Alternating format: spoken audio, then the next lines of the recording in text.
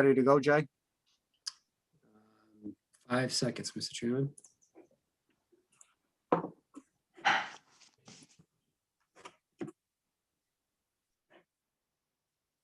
Looks like we're all set. Okay. Good evening, everyone. This is the Town of South Kingstown Planning Board. This is a regular meeting. The date is Tuesday, March 23rd, 2021. The time is 7 p.m. First item on the agenda is roll call. Dan? Great. Paul Jordan, Here.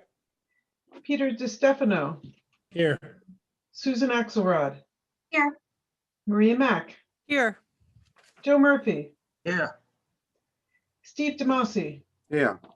and Pam Rubinoff here. And then we have our staff, Jamie Rabbit, Present. Jay Parker, Here. Brian Wagner, Here. Rich Bourbonnais, Here. and special counsel Amy Goines. This is Amy. I'm here. Okay, all present and accounted for. Thank you, Pam. Next item, we have a consent agenda, which includes the approval of minutes for February 3rd, 2021 joint work session, February 9th, 2021 work session, February 11th, 2021 special session, February 18th, 2021 special session, February 23rd, 2021 regular session. We have the minor subdivision for Angeli Minor subdivision. And we have administrative, we have a minor subdivision, Bolton minor subdivision final approval on the consent agenda. What's the board's pleasure? I would make a motion to approve the consent agenda. I believe that the Boynton is just in the report of the administrative officer and has already been approved. That was just a final approval mention. Okay. That was included in the administrative officer's report. Yes, Okay. yes. So I'll make the motion to approve the consent agenda. Okay, do we have a second? I have a second from Pam. Okay. Pam, you take the roll. Yes, sir. Steve DeMasi, Aye. Joe Murphy, Aye. Maria Mack, Aye. Susan Axelrod, Hi. Peter DiStefano, Aye. Paul Jordan, Aye. and Pam Rubinoff. Aye. Okay, motion passes unanimously. Next item on our agenda is development plan review, advisory to zoning for the plant-based compassionate care. Jamie, are they present or they just have sent a letter? No, Mr. Chairman, this is Jay. I did receive an email. I did correspond with the applicant's representative last week. He indicated he was going to request a continuance. We received an email today requesting a continuance to your June 22nd meeting. Okay. Someone like to make a motion to continue? Yes, I'll make the motion to continue the Plant-Based Compassion Care, Inc. to our meeting June 22nd, 2021. Okay, and do we have a second? A second from Pam. Okay. Pam? Roll call again. Okay, let's go for Paul Jordan. Actually, hold on. Could I ask a question before we vote? I'm sorry. Sorry. So I looked it up and it looks like the lottery will be in May for which community in South County gets this compassion center. Does that affect anything to do with us delaying this until after that May Oh, lottery? They requested that date, so they may know something we don't, or maybe he's seeing who's being selected and whether there's going to be another. There may be two selections, 2 different time periods. This is Amy. Yeah, we'll have to see when that lottery actually takes place. We should go ahead and continue it as they've requested. Only one can exist in the zone that includes South Kingstown and a handful of other towns. As you know, any approvals that the town grants are conditioned on issuance of a license by DVR, right? So we should just we don't really have to worry about what happens at the state level. We'll worry about it when we have to. Okay. And Steve, just for clarification, that motion includes a corresponding extension for deliberations for the 1 month as well? Well, it's a development plan review, so there's really no timeline on it. Got it. I know that always gets me too, Joe. Mr. Chairman, Yes, Jay.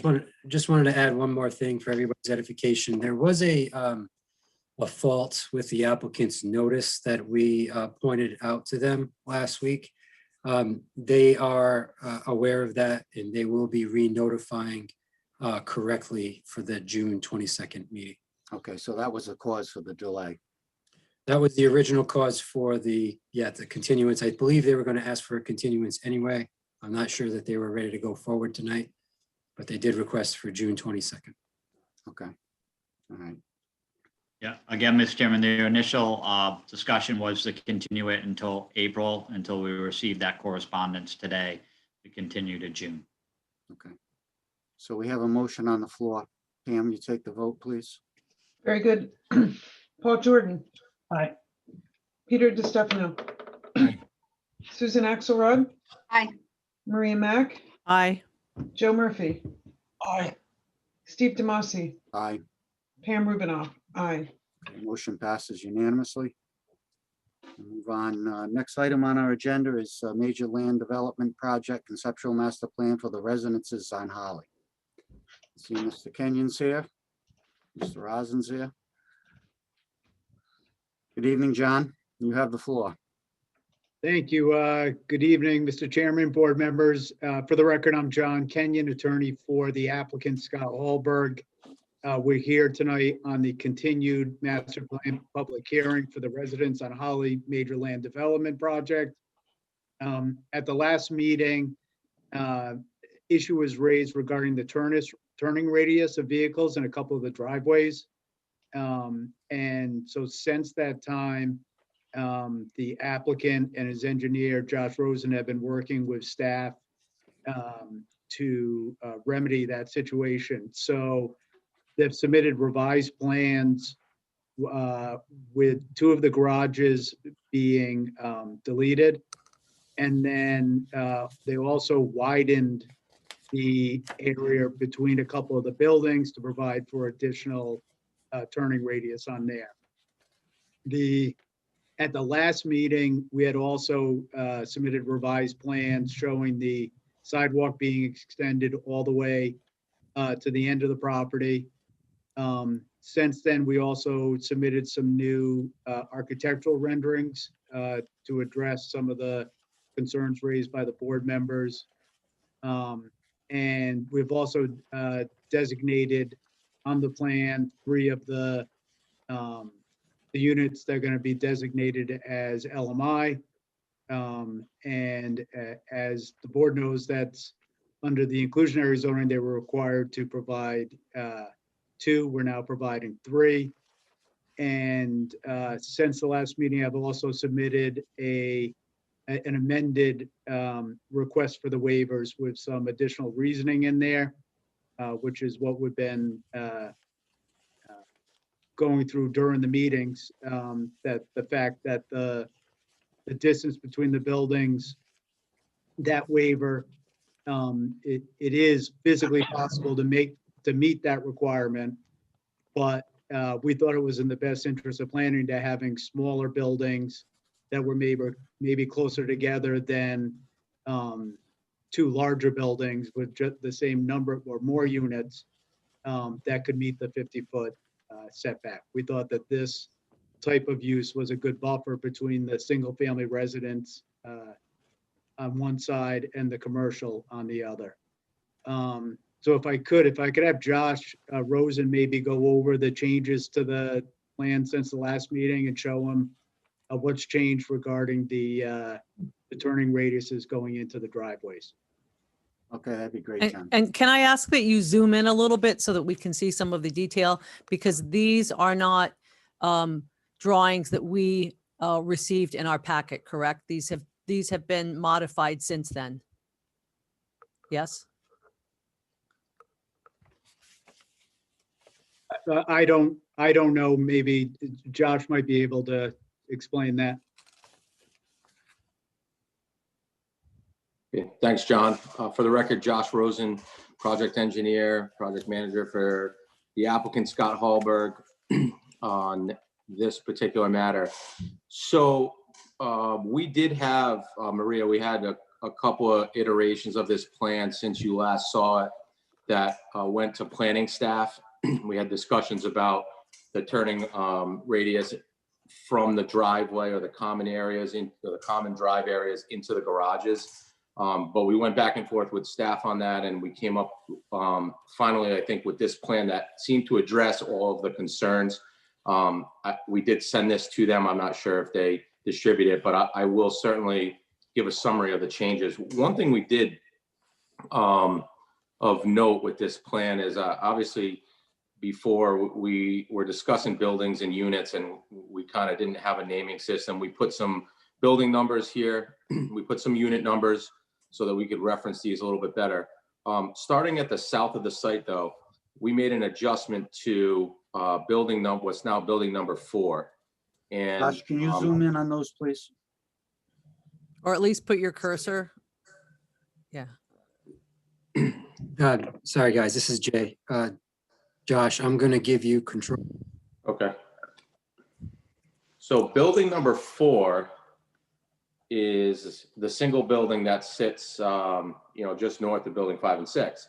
And so that is, am I doing this correctly, Jay? Maybe. Yes. Right there. Okay. So building 4, we elected to end up using a footprint that would not have garages. Instead, those will be single first floor master bedroom units. But that seemed to address the concern of possibly some vehicles or some residents coming in and having to turn in this fashion here into those garage units, given the aisle width in front.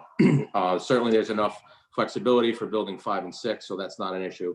So we'll specify that building 4 has no garage units. Then moving to the north here on the site, what we were able to do was actually we started up where building 1 is, and we slid this unit toward the building setback line, created some more space so that we could increase this separation here between building 2 and 3. And I think the plan, as you can see, that shows that we were able to get about 48 feet between those front garage areas between the buildings. And in doing so, we also made a slight change to the radius here of the common drive. We kept the width the same, so we're still able to maintain, a moderate level of the driveway element. We didn't have to increase that necessarily in this location, but we're able to put a car template on here that can make this turn from its own travel lane into 2A and 2B. So we were able to, again, accomplish a couple of things, get a little bit more separation there, and also alleviate the concern of the turning radius. So the result, 48 feet between these buildings. And now jumping just back down here, I didn't mention we're at 36 feet between, that might be 35 feet, actually 35 feet between the front face of building 4 and building 5. That's part of essentially the waiver request of the 50 feet between the buildings. Just a note on this garage unit here, the fact that we removed the 2 garages, we just were able to put the necessary parking spaces here to the west of building 4 as offsite, so to speak, outside of the units to accommodate the minimum parking requirement. Up to the north of the site, regarding the sidewalk, we added an extension to the property line there. I think before we just went right up to this driveway at this location. So we added, the applicant's willing to add the element to make a full extension so that, if the town wishes to take it further, they could.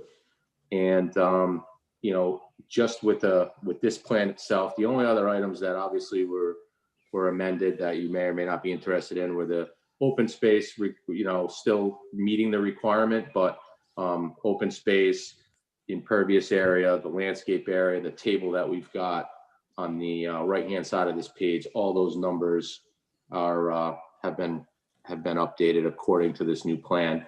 Mr. Hallmark did go out to the house designer And Jay, do you happen to have the second sheet? We were able to enhance the rendering slightly, the aesthetic or the view, the elevation views of the building. I think there were some comments at the last meeting about the streetscape and the building look from Holly Street relative to maybe the side entry door. So you'll see that the upper area on this plan has two modified renderings. And then this color kind of illustration reflects the most current design relative to the differentiation between landscape, green space, landscape buffering, drainage areas, and our driveway surfaces and buildings. Thank you, All right. Josh. You're welcome. I'm sorry, and also on the previous plan, I failed to mention that we did, as Mr. Kenyon said, we indicated what the thought would be for the LMI units. We've labeled those accordingly. We've got an LMI unit here and an LMI unit, I think, up here 4B, and then 1A. So those would be the intended LMI units out of the 12, the 3 units out of 12. Okay, Okay. thank you. welcome. Questions from board members?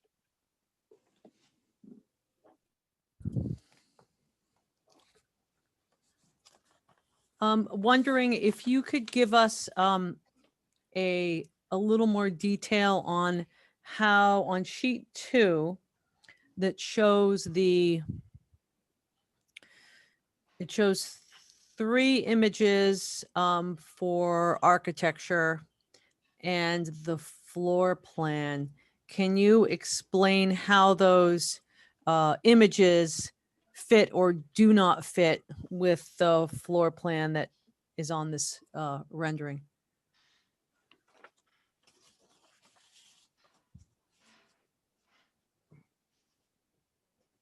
And Josh, for clarification to Maria's question, you also mentioned a designer. Could you, for the record, state who that designer was?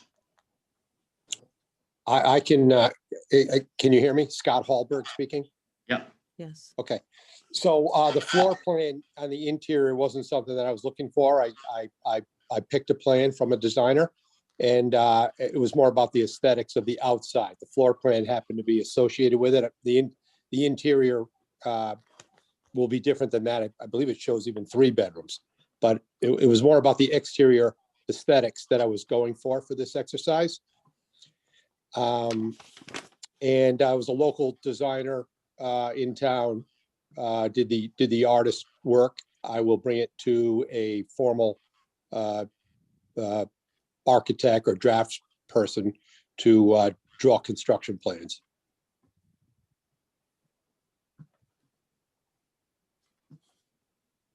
Thank you. Just while Scott is available here,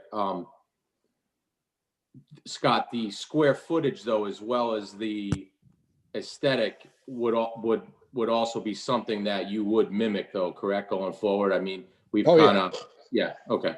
Yeah, for sure. Just to be, Yeah, the square footage is the same. It's just that floor plan is, you know, I thought we were just looking for the exterior look from the street and from the side elevation. So the footprint is the same as what is shown on the plan, essentially. Yes, that's correct.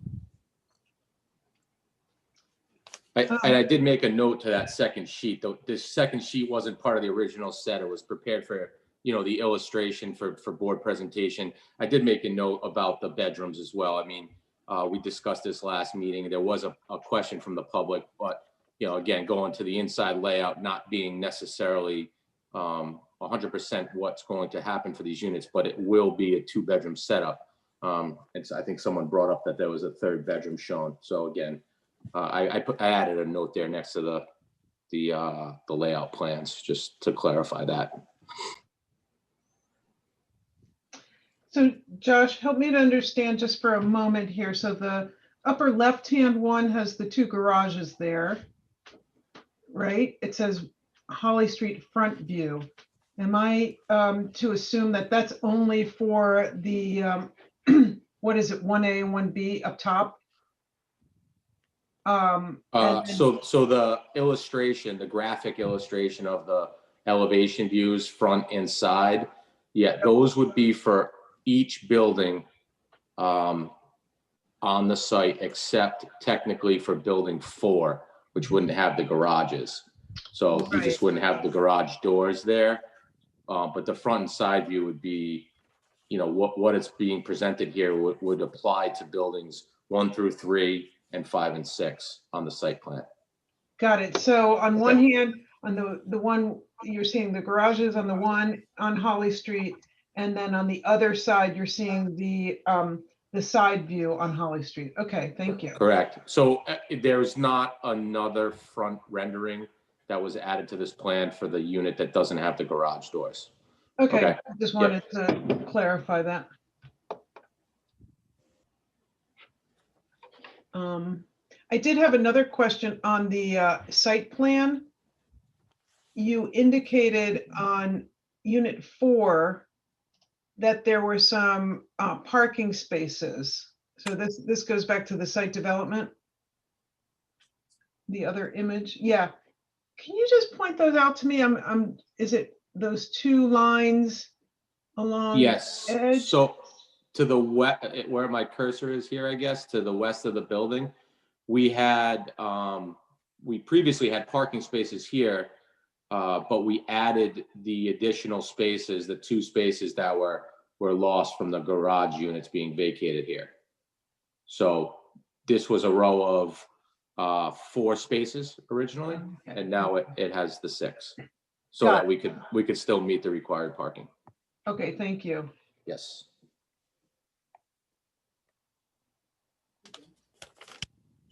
Any other comments? All right, hearing none. Mr. Chairman, just Jamie Rabbit, Planning Director, just Go ahead, Jamie. because I don't want to say I'm confused, but I'm still not clear on the architecturals. If you can go back to those, if Josh, Mr. Rosen has control, or if Jay has controls.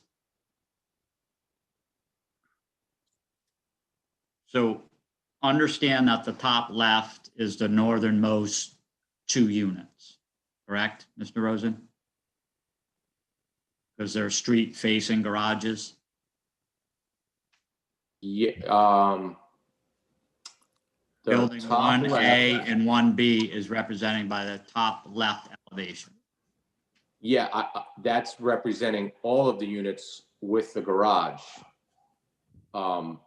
Certain units will face each other with that front view, and then one, and Scott can correct me if I'm wrong, but I think the intent is 1A and 1B would also have that front view, except in that scenario, that would be facing Holly Street. That's correct. Okay. So units 2B, 3B, 4B, and 5B would be represented in essence by the elevation on the top right, because they're street facing.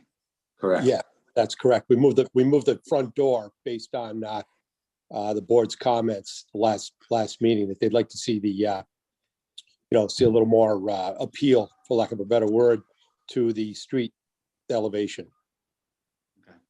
But that door placement and also the extension of the garage is not represented in that top elevation as it relates to the floor plans. So either the elevation's right, the floor plans are wrong. The floor plan is The wrong. elevation's wrong.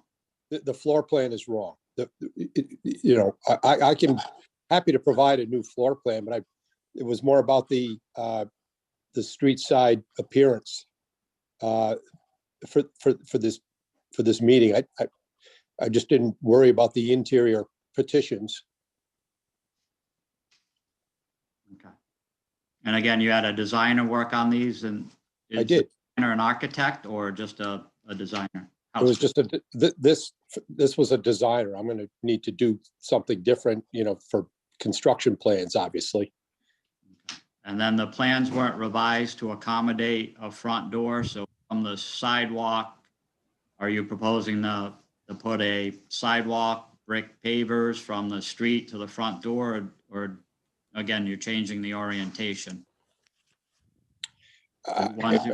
Four of the units now face the street from an orientation. Would they be connected to the sidewalk? Scott, Mr. Hallberg? I guess I'm trying to follow your question. Which units are you talking about? I'm looking at the elevation plan right now. Top right elevation Yep.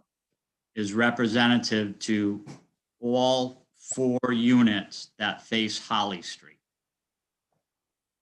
Yeah, that would be, okay, so that door is the, would face, that the entry door faces Holly Street, that's correct. Correct. So that would be, there would be a walk from that door to the driveway. When we talked about this last time, we didn't say move the front door to that side. We just wanted some curb appeal to that side, I think. I think it looks funky to have the front door on that side. I think before we saw a big wall of siding and not much else. I mean, to me, it doesn't make sense to add another walkway or do all that stuff if you're parking in the front to walk around. I think we just wanted some curb appeal on that side. All the board members can chime in, but I thought that's what we talked about. Mr. Chairman, this is Paul Jordan. I do share that same recollection that Peter does. We were looking at sort of a blank wall before on that side of the building on Holly Street. And I think, yeah, adding a couple of windows would really do it. I do think that the doorway looks a little odd. I'm not a designer. I'm not an expert. I'd be happy with it either way. But I think the discussion was just to break up that side of the building a little bit with some windows so it had some appeal. It would be easier from my position to leave that door in the front of the building, not facing the road, and put a window there instead of that door. I was under the impression that they wanted, one of the board members wanted that door over there. I'm glad to move it around to the garage side and put a window in its place. Yeah, I just from my recollection, it was just a wall of siding. And I felt if we added some windows or even some landscaping, you could probably add up. I like the windows, and I'd gladly move that door. It was going to make the inside a little complicated to work with. But I misunderstood. I'm glad to put a window there and move the door around. Hi, this is Susan. I think it was me that suggested doing something to the side of the building that might or might not be moving a door. But it wasn't necessarily to move the door, but it was to hopefully create some more curb appeal from Holly Street. So I apologize if I threw a monkey wrench into your plan. I didn't necessarily want to move the door. I just wanted to do something to the Holly Street side. Okay, fine. I'm happy to move that door. It was going to be problematic on the interior having it there. I'd much prefer a window there, and I think a window would look better there. Well, thank you for accommodating my suggestion, but I didn't mean for you to actually re-architect it. Okay. Thank you. You're welcome.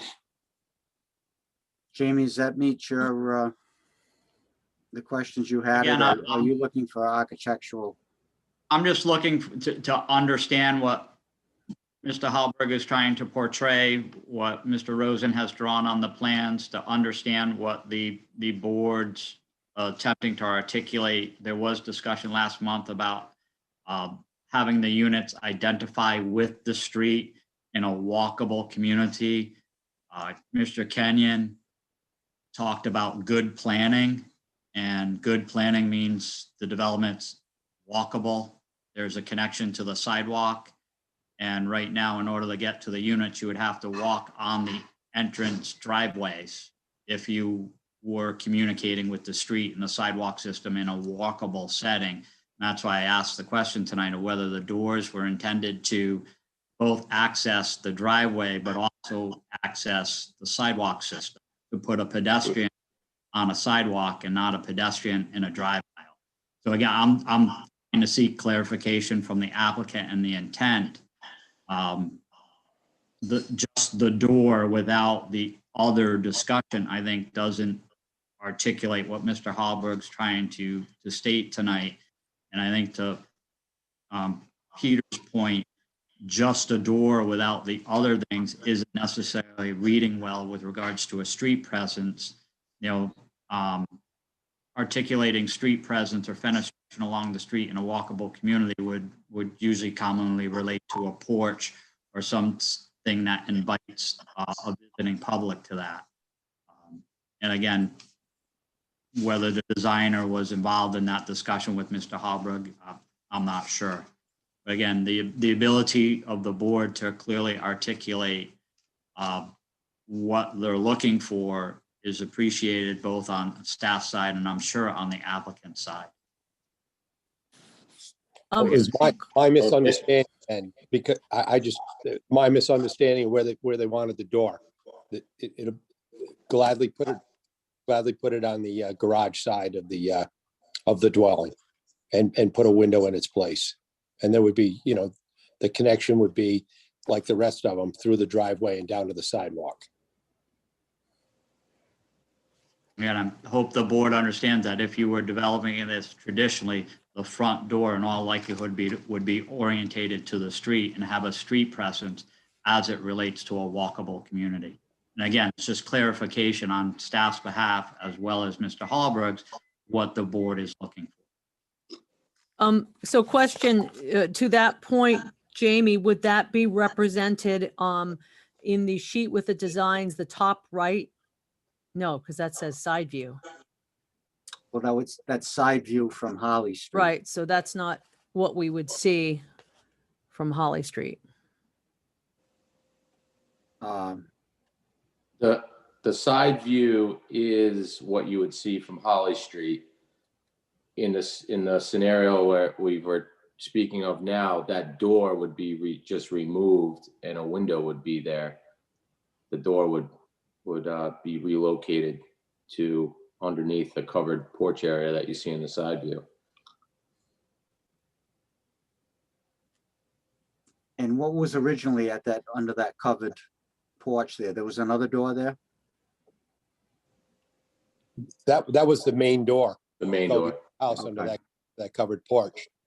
And just to keep them in keeping with the rest of them, to have that same look, would keep that porch, that little overhang there. Mhm. But if we move the door around to the side, to the, whatever you want to call it, to the garage side of the structure, then that works just fine. Board members, to Jamie's comment about the vision from the street view and the presence on the street. He's referring to having the front door with a sidewalk connecting to the sidewalk along the edge of the road. So comments on that thought, or are you happy with the front door being on the side and connecting to the driveways?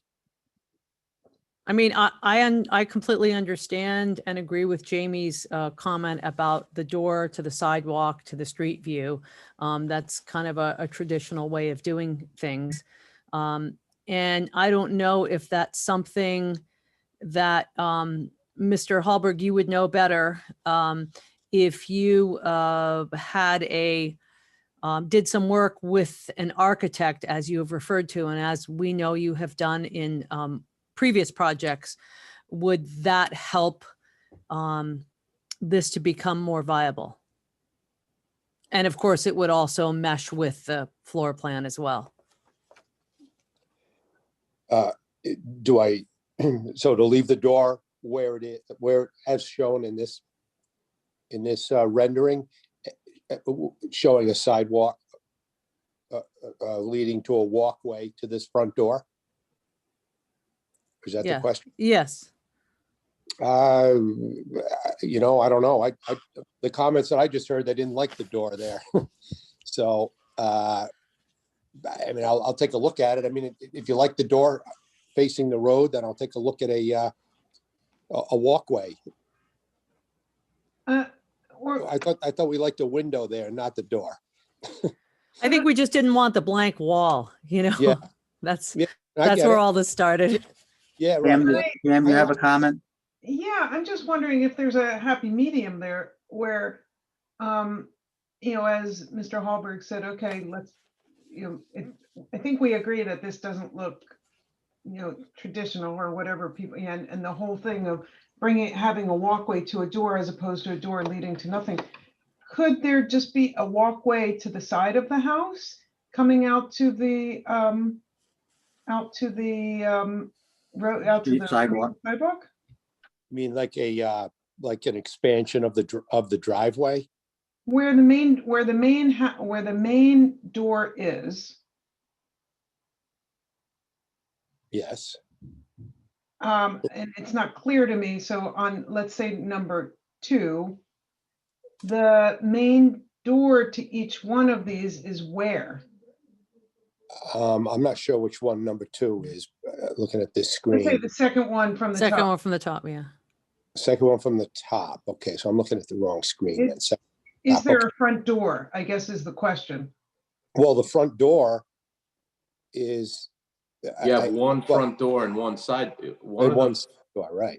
Yeah, the interior unit to the west has a front door Right. in the traditional front next to the garage door. The unit 2B to the right on this page to the east will have its front door on the side. That's the way the rendering shows. Got it, okay. I see, so yeah, so that doesn't make sense. I was, One has one of each on those. yeah, so it's right next to the garage. That's right. Okay, And I'll gladly move them both in front of the garage. That'd be easier, make the floor plan flow better. And I put a window in the side. I'm happy to do it. I mean, I think if you move the door to the side, then you have to get into roof line and extending that and the building gets Right. wider. I I mean, that's what I'm just looking at here. I'm not an architect by any means, but I'm thinking if you bring that out, the building gets wider in the front where they added that little roof over the front, it breaks that up and it's already long that way. I mean, if they're trying to go left to right, well, left to right's arbitrary. We're not always. Right. I agree. I agree with what you're saying. Hi, this is Susan. I think I opened this can of worms last time, so I apologize. If you did move the door back to the garage side, is there something that can be put on the side of the house so that from the street, it doesn't look like the side of a house? Can you extend the porch, sort of wrap the porch right around the corner, or do something else there that isn't obviously the side of the house? And I think that's where I first objected, was it looks like the side of a house. Like, is there something that can be added architecturally that won't be too troublesome to make it look a little more not like the side of the house? Yeah, I'm sure you put some kind of wrap around. I don't know where it would fit with coverage and setbacks, just, Right. But I'm sure we could do something over there, more than a window, just to dress it up a little bit. It's my intention to make them look nice too, and make them very marketable. It's a highly visible location, and I too want it to look good. I appreciate how accommodating you've been to this. Thank you. Thank you. Scott, maybe, because there is some confusion with the floor plans that are presented and the different renderings, that at preliminary, you can submit some floor plan drawings and some architecturals that show the streetscape as they will be predicted, instead of just an example. I'm happy to bring it to that And level, maybe- Steve. Maybe we can, move forward on this and just say it, but when you come in for preliminary, have those architectural drawings and the floor plan to show us. Happy to do that. And you can yes. check with Jamie if he has any things he's looking for. And the comments you've heard from board members tonight.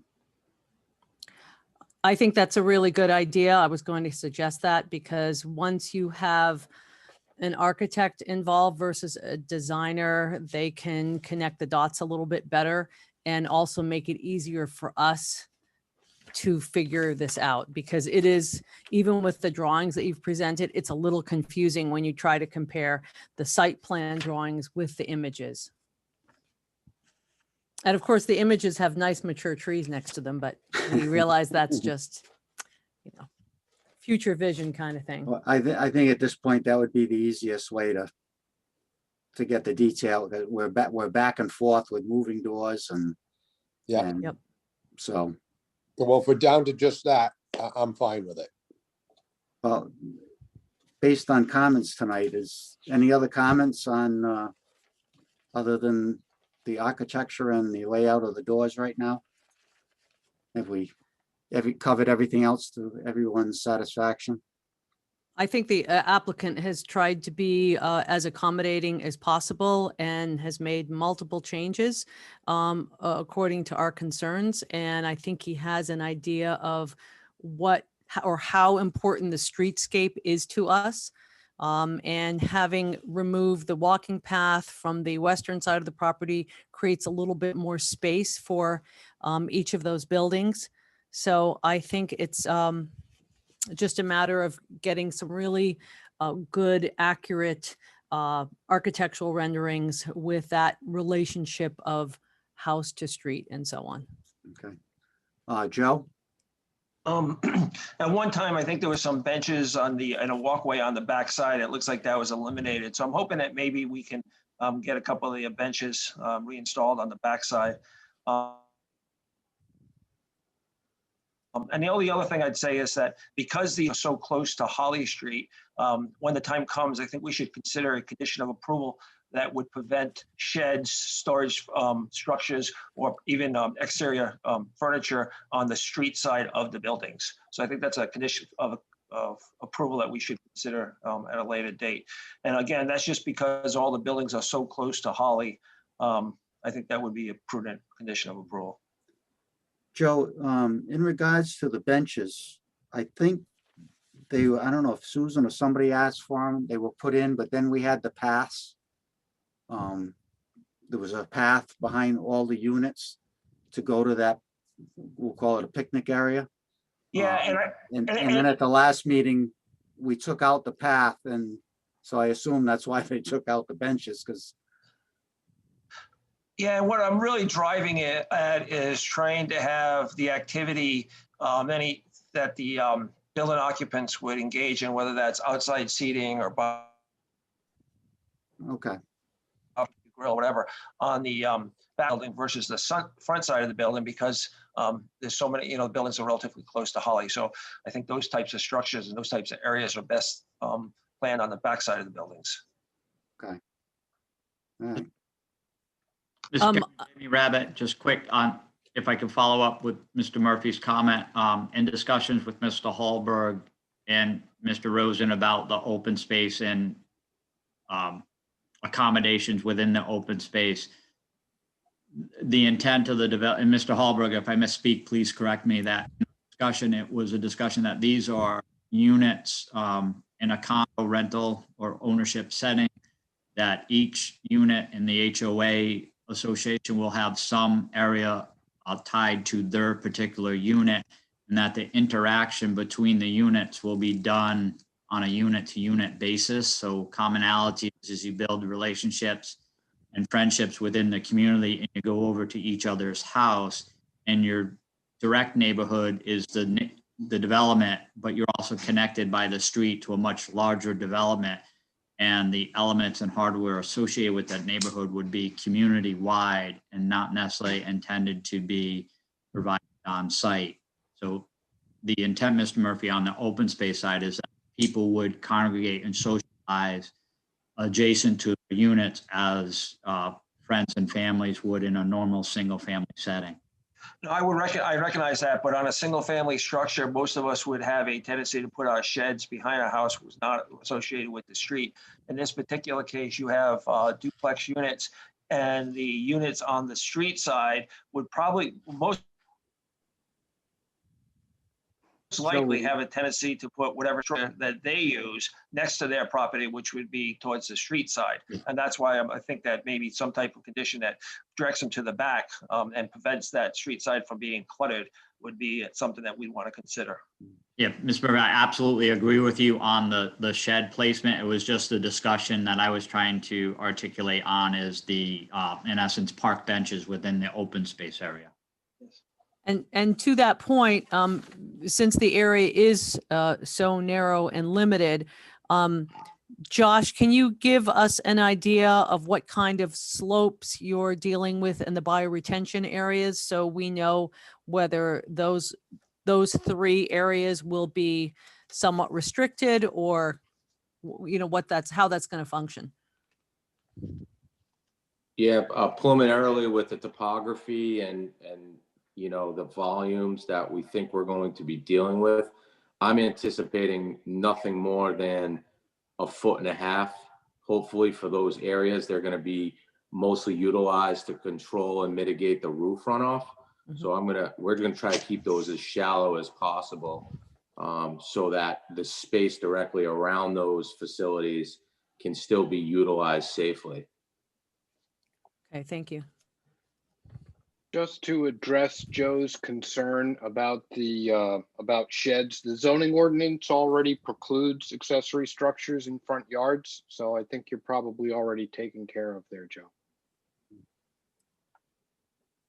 Okay. Yeah, This they is might Sue. have trouble making a setback anyway on these lots. And they wouldn't be allowed in the open space either. This is Susan, and I have a quick question. I think following up on what Joe asked. So one of the units doesn't have garages. Is there some sort of accommodation for that unit for storage of bicycles and beach umbrellas and all that stuff that everyone else will have a garage for? Can Scott Hallberg speaking. They're gonna have full basements. That are accessible from outside? Or Uh, do we not know that? Yeah, I don't know that. If I can fit them in, I'd like that. Okay. Accessible from outside, but there's certainly a stairway on the interior to go down to the basement. Okay. Thanks. Plus, yep. Okay. Mr. Kenyon. Just to, in regards to the waivers that you're requesting, the 100-foot setback obviously would not work in this property, correct? That's correct, Mr. Chairman. I think staff was just looking for something to hang their hat on and, wanted and in reality too, I think even if you were able to do that 100-foot setback, I think the board would ask you to bring it up to the street to match the rest of the buildings on Holly Street. So. Right, so under the waiver burden, it's the physical constraints make it impracticable, or it's good planning to grant the waiver. In that case, I think it's both, because the lot is, there's no way to fit 100-foot setback and a multi-family building on this property. And I would think the board would want the houses moved more towards the road than back. I think that requirement was probably from looking at more like a 12-unit multi-household structure that would be imposing, and you might want that setback more. And the other thing we have going here is you have the residential zone properties to the rear and the commercial to the front. So we're trying to provide that buffer for the houses to the rear. So overall, to me, it just makes sense for the granting of that waiver. And the distance between buildings waiver, if this was just a conventional 10-unit subdivision that you didn't have to put affordable housing on, you would probably be able to make those setbacks of 50 feet. Separation. Yeah, and the funny thing is that under the zoning ordinance, you, in theory, if these were separate lots, you could have the buildings 20 feet apart. But because they're on the same lot, it has the enhanced setbacks. And as we stated earlier, we feel that the board and the neighbors would prefer the smaller buildings to larger buildings with more units that actually meet that setback, but that nobody wants there. Okay, thank you. All right, based on what I've heard tonight, it sounds like we want staff to prepare a motion for our next meeting. Yes, I would make the motion that staff should prepare a motion for our next meeting However, I believe the April deadline 11th. is the 11th and our next meeting in April would be the 13th. Is that correct, Jay? Or Jamie? As you're speaking, I'm looking at calendars. Yes, Mr. Chairman, yes, that is correct. It would be the third, the meeting is on the 13th. Okay. And so we'd want an extension until when, Jay, are you comfortable with?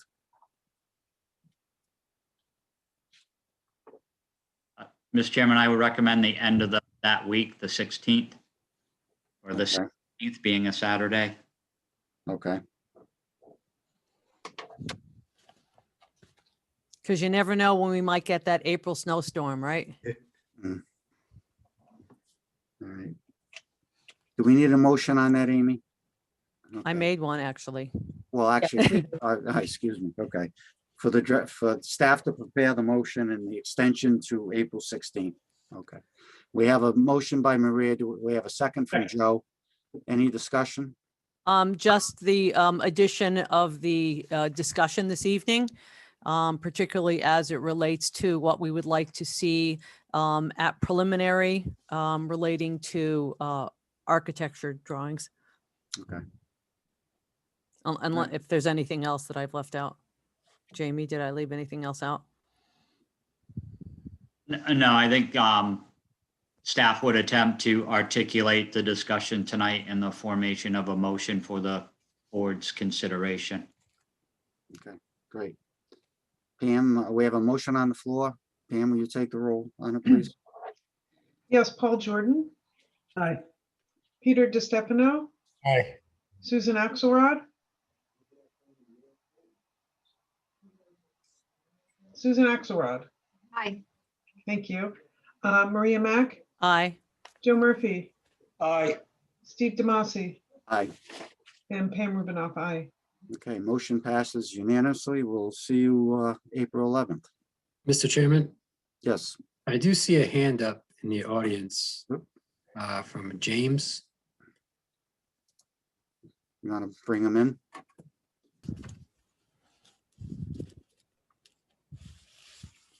Go ahead, James.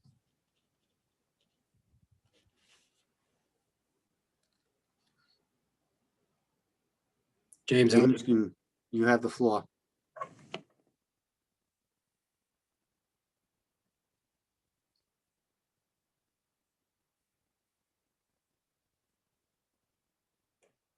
James, we can't hear you.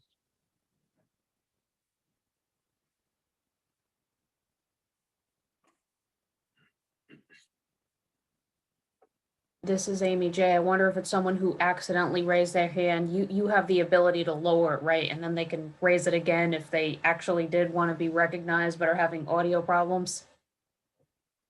yeah, I just lowered it and they raised it again. I think they must be having audio difficulties. Mr. Chairman, also just for clarity on the agenda, it may make sense. There are a few new people in the audience that may be attending tonight's meeting with regards to agenda item E2, Plant-Based Compassion Care, Inc. And just a quick mention that has been tabled until your April, I believe, 22nd meeting, June. June, west of the applicant. June. June 22nd. James. June 22nd. Sorry, James, June 22nd. Thank you. Excuse me, James, I presume you can, you're following along here. If you get a chance, you can call me at this number shown on the screen. You can call my office. Goes to my cell phone. I'll try to work out the technical difficulty you're having.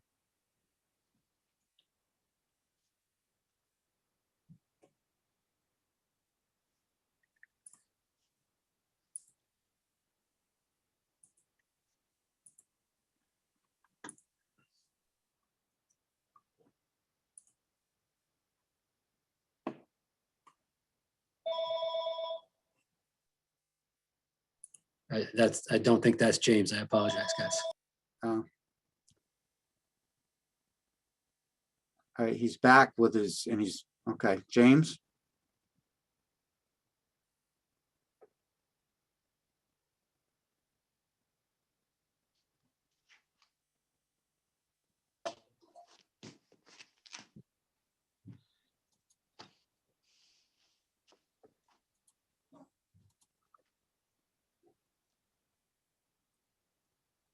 James, we still can't hear you.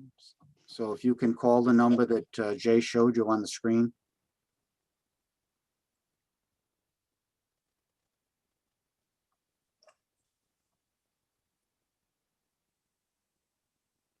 James, that's 789-9331, extension 1245.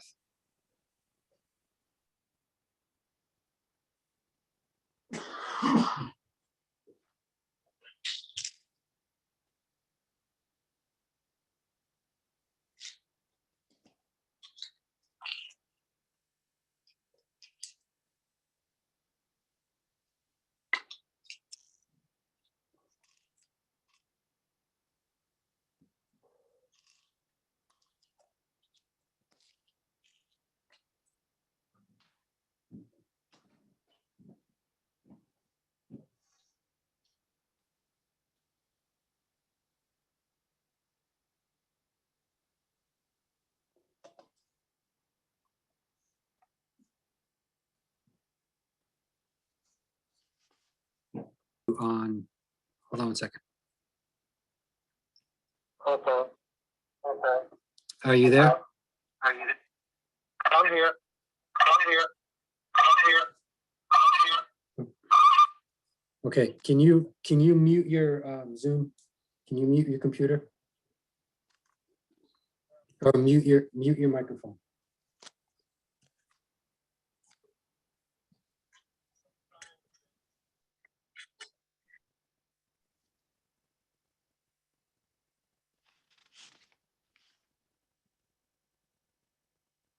Better. I'm gonna put you, I'm gonna put the phone up to the computer and go ahead and you can speak. Thank you, I appreciate.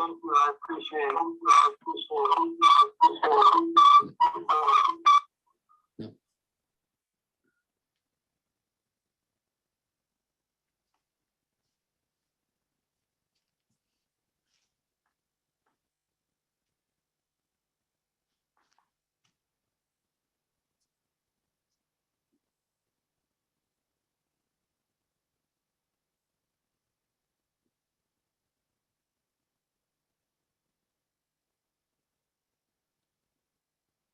Okay.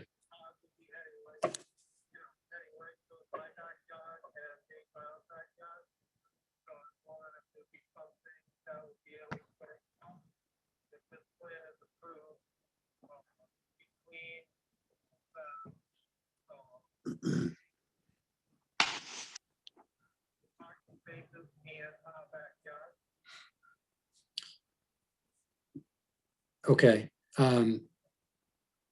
Mr. Chairman, I have Mr. James Vasquez, I believe his name is, a neighbor on Oak Street. He's concerned with the traffic going up the driveway on the structure that does not have a garage. And he is inquiring if there is some type of barrier. Would it be a vegetative barrier? Mr. Vasquez? Or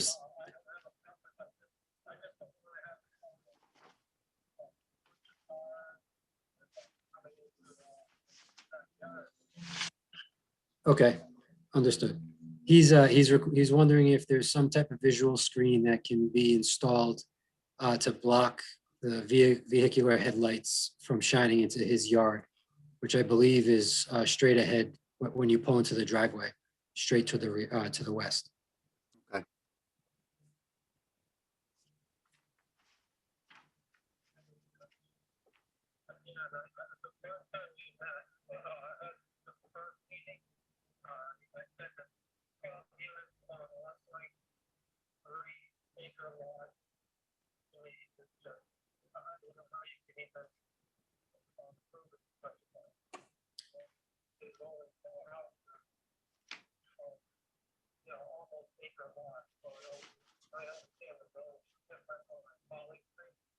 Yes.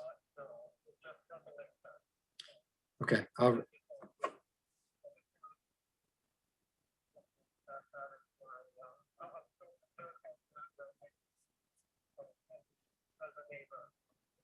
Okay, I will.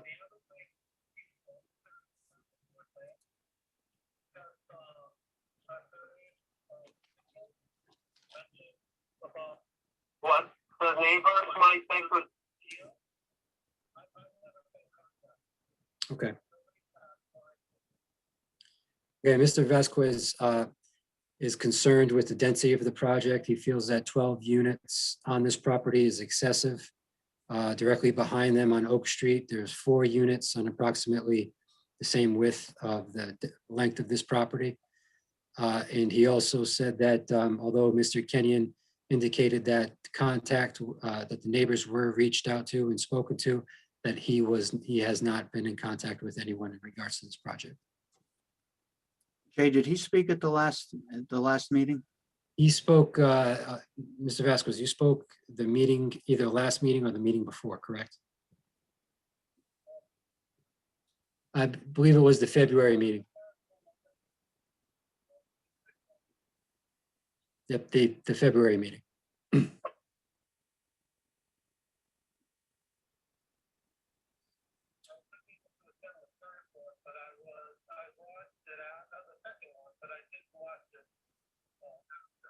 Okay.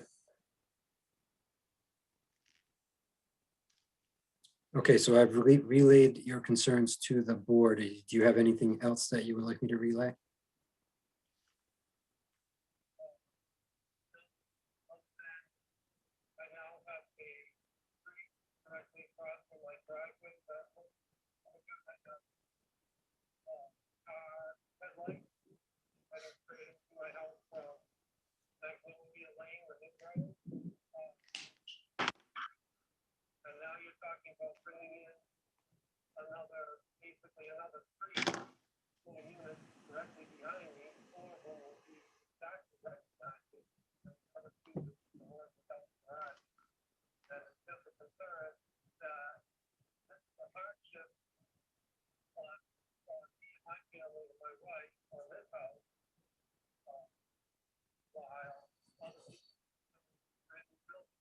Understood.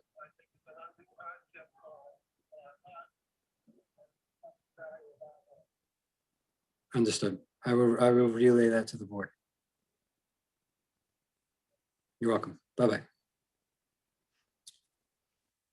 Mr. Vasquez was stating that there is a new development going in on Magnolia Lane across from Oak Street, where they are receiving via impacts from the vehicles driving in and out of that street from the one side of his house. And now this development on Holly will have a driveway coming in on the back side of his house, shining lights in his backyard. And he feels that it's an undue hardship on him as a neighbor, where they live in an existing construction, and that these developments are going in around them and adversely impacting their way of life.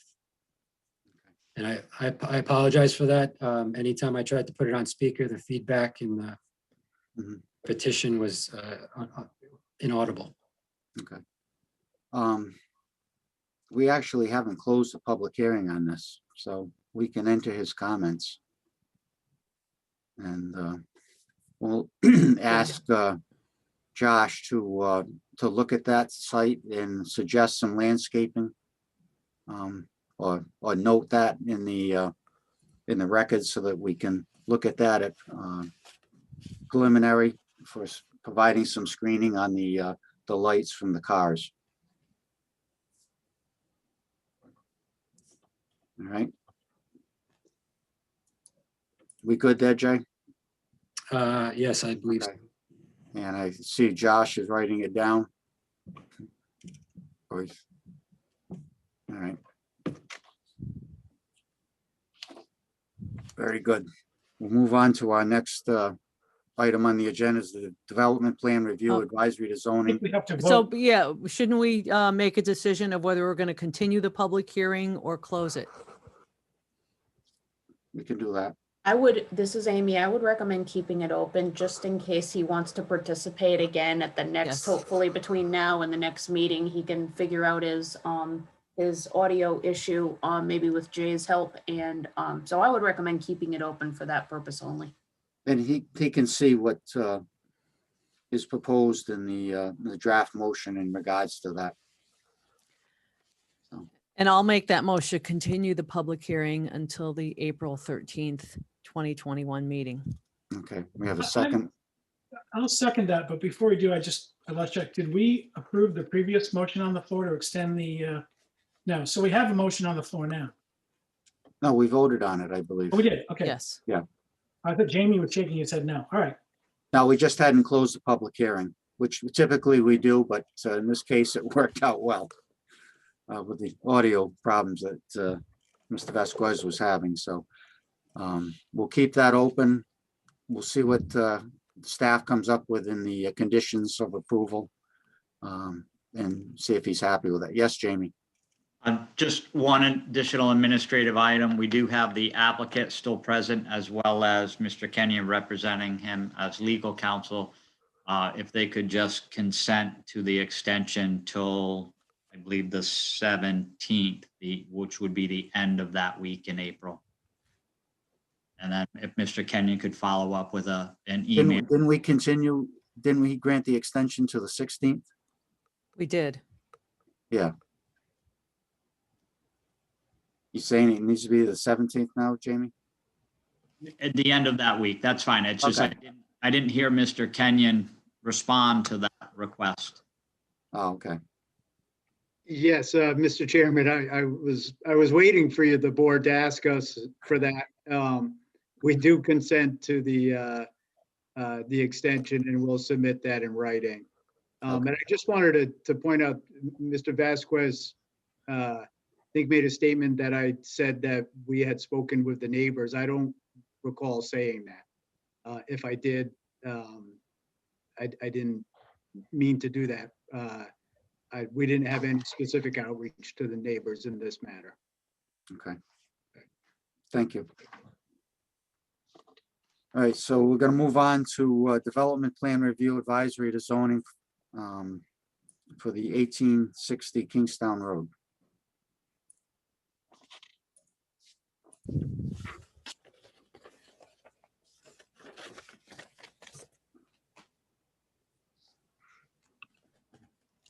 Good evening.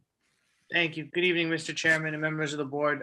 Joseph Brennan, attorney on behalf of Garrett Homes LLC, the applicant. I'm another attorney in Joe Shikarchi's office. He was not able to attend tonight due to State House commitments. The application that you have before you has been heard before from my discussions with the applicant and his team. I do know that in moving forward, they have also engaged expert planner Ed Pimentel as part of the project. I believe he's on the call today and submitted a report. Main purpose for that is that we are obviously moving forward to the zoning board, and we're looking for the advisory from this board tonight. So we just figured we would give you everything that we had that we would be presenting to the zoning board. Additionally, Matt Bruton, the engineer, should be on the call as well. He's much more versed in this and everything that's been happening. So I think that to keep things brief and on topic, I'm going to have him come on now and speak and kind of highlight the changes that this board requested previously. Okay, thank you. Good, Mr. Burton. You just state your name and unmute yourself. Mr. Burton, you're still muted. There you go. Can everybody hear me? We can. Yes. Yes. Okay. Thanks, Joe. For the record, my name is Matthew Bruton. I'm an engineer from BL Companies based in Meriden, Connecticut. Jay, I think there's a couple more people from the team that I don't see on the screen. Matt Eucalito and Doug Garunert. If you want to add them on, I think that would be helpful before I start talking. They should be on their way. Okay, great. And do I have the ability to share my screen? I think it'll be helpful as I start. Okay.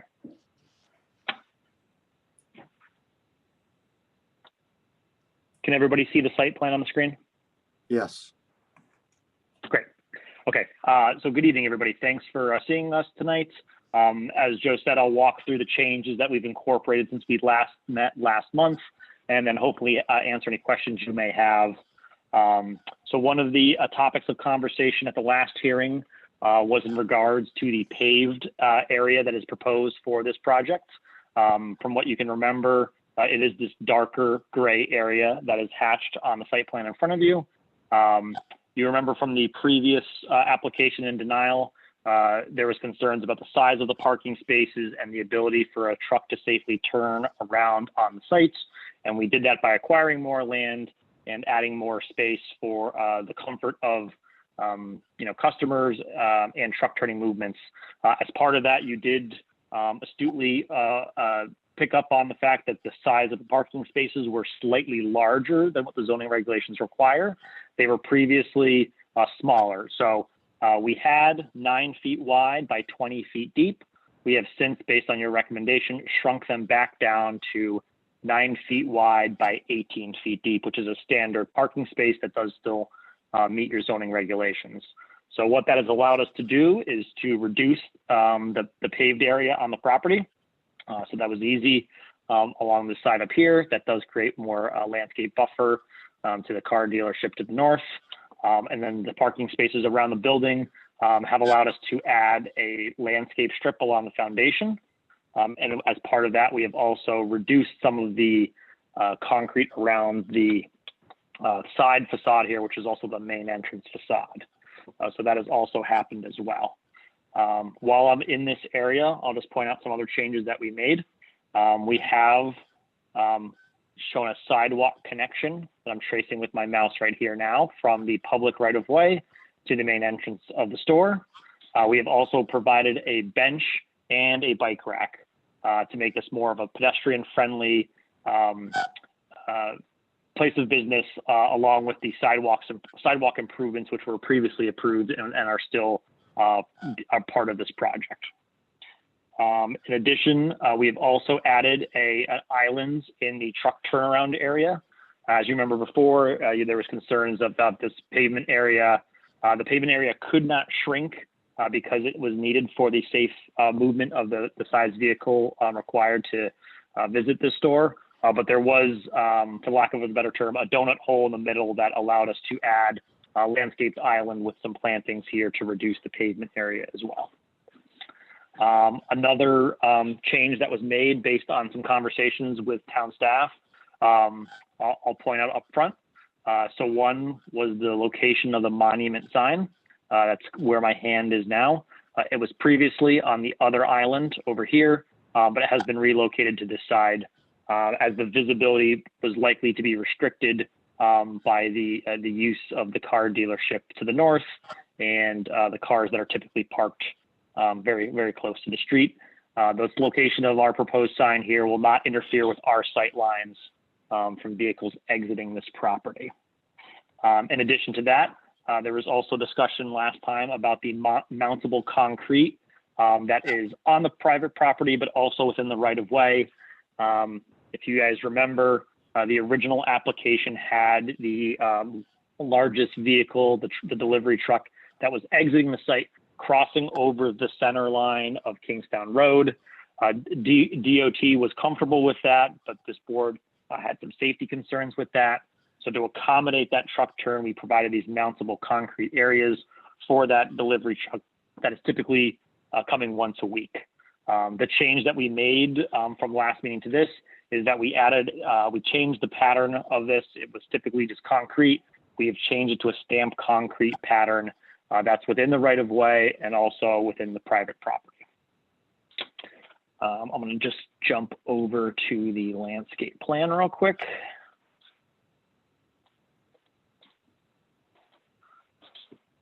So what you see is the landscape plan in front of you now. There was several comments from the board and from town staff about some changes in regards to placement, species, and layout that have been incorporated. I'll just kind of hit some of the highlights. Green Mountain sugar maples along the perimeter of the property to the south here, and also spaced along the north here. Armstrong gold maples have been added along the frontage, and there was some previous arborvitaes along this corner here that were removed. We have added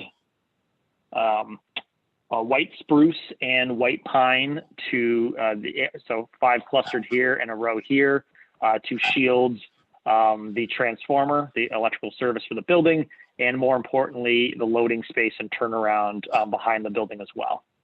In addition to that, we did add some plantings along the landscape islands on either side of the driveway entrance, and obviously included a little bit more plantings around the base of the monument sign. And to go along, as I mentioned before, with the reduction in the sidewalk and the parking spaces, we have added foundation plantings on the front side of the building and also the rear. And we have added landscaping as well into the landscape island that was in the loading area. A lot of these foundation plantings are a mix of azaleas, feather reed grass, autumn joy, stone crop, and daylilies. Recommendations from several members of the board and from town staff. Those are the quick highlights that were modified on the civil plans. I know Doug Gruner, the project architect, is also on the line, and there were some significant architectural changes.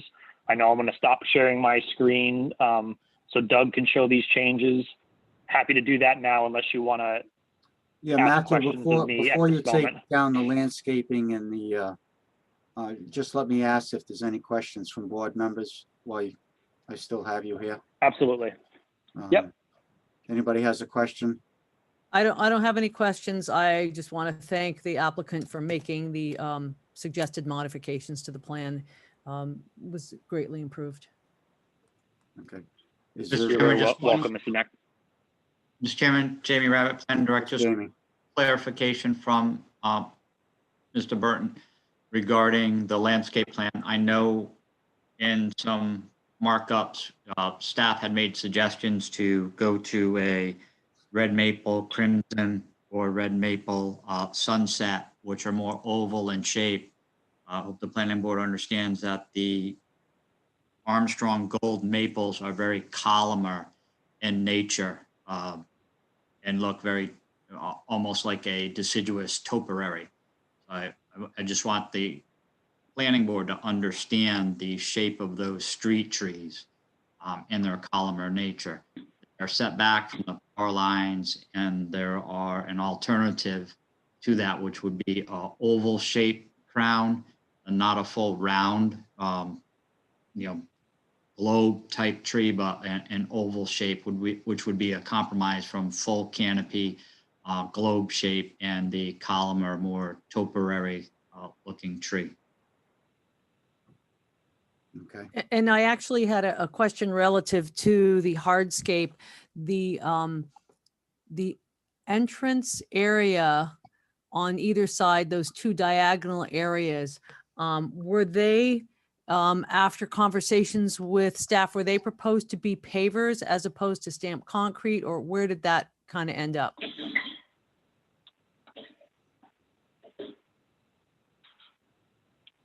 Ms. Mack, this is Matt from BL.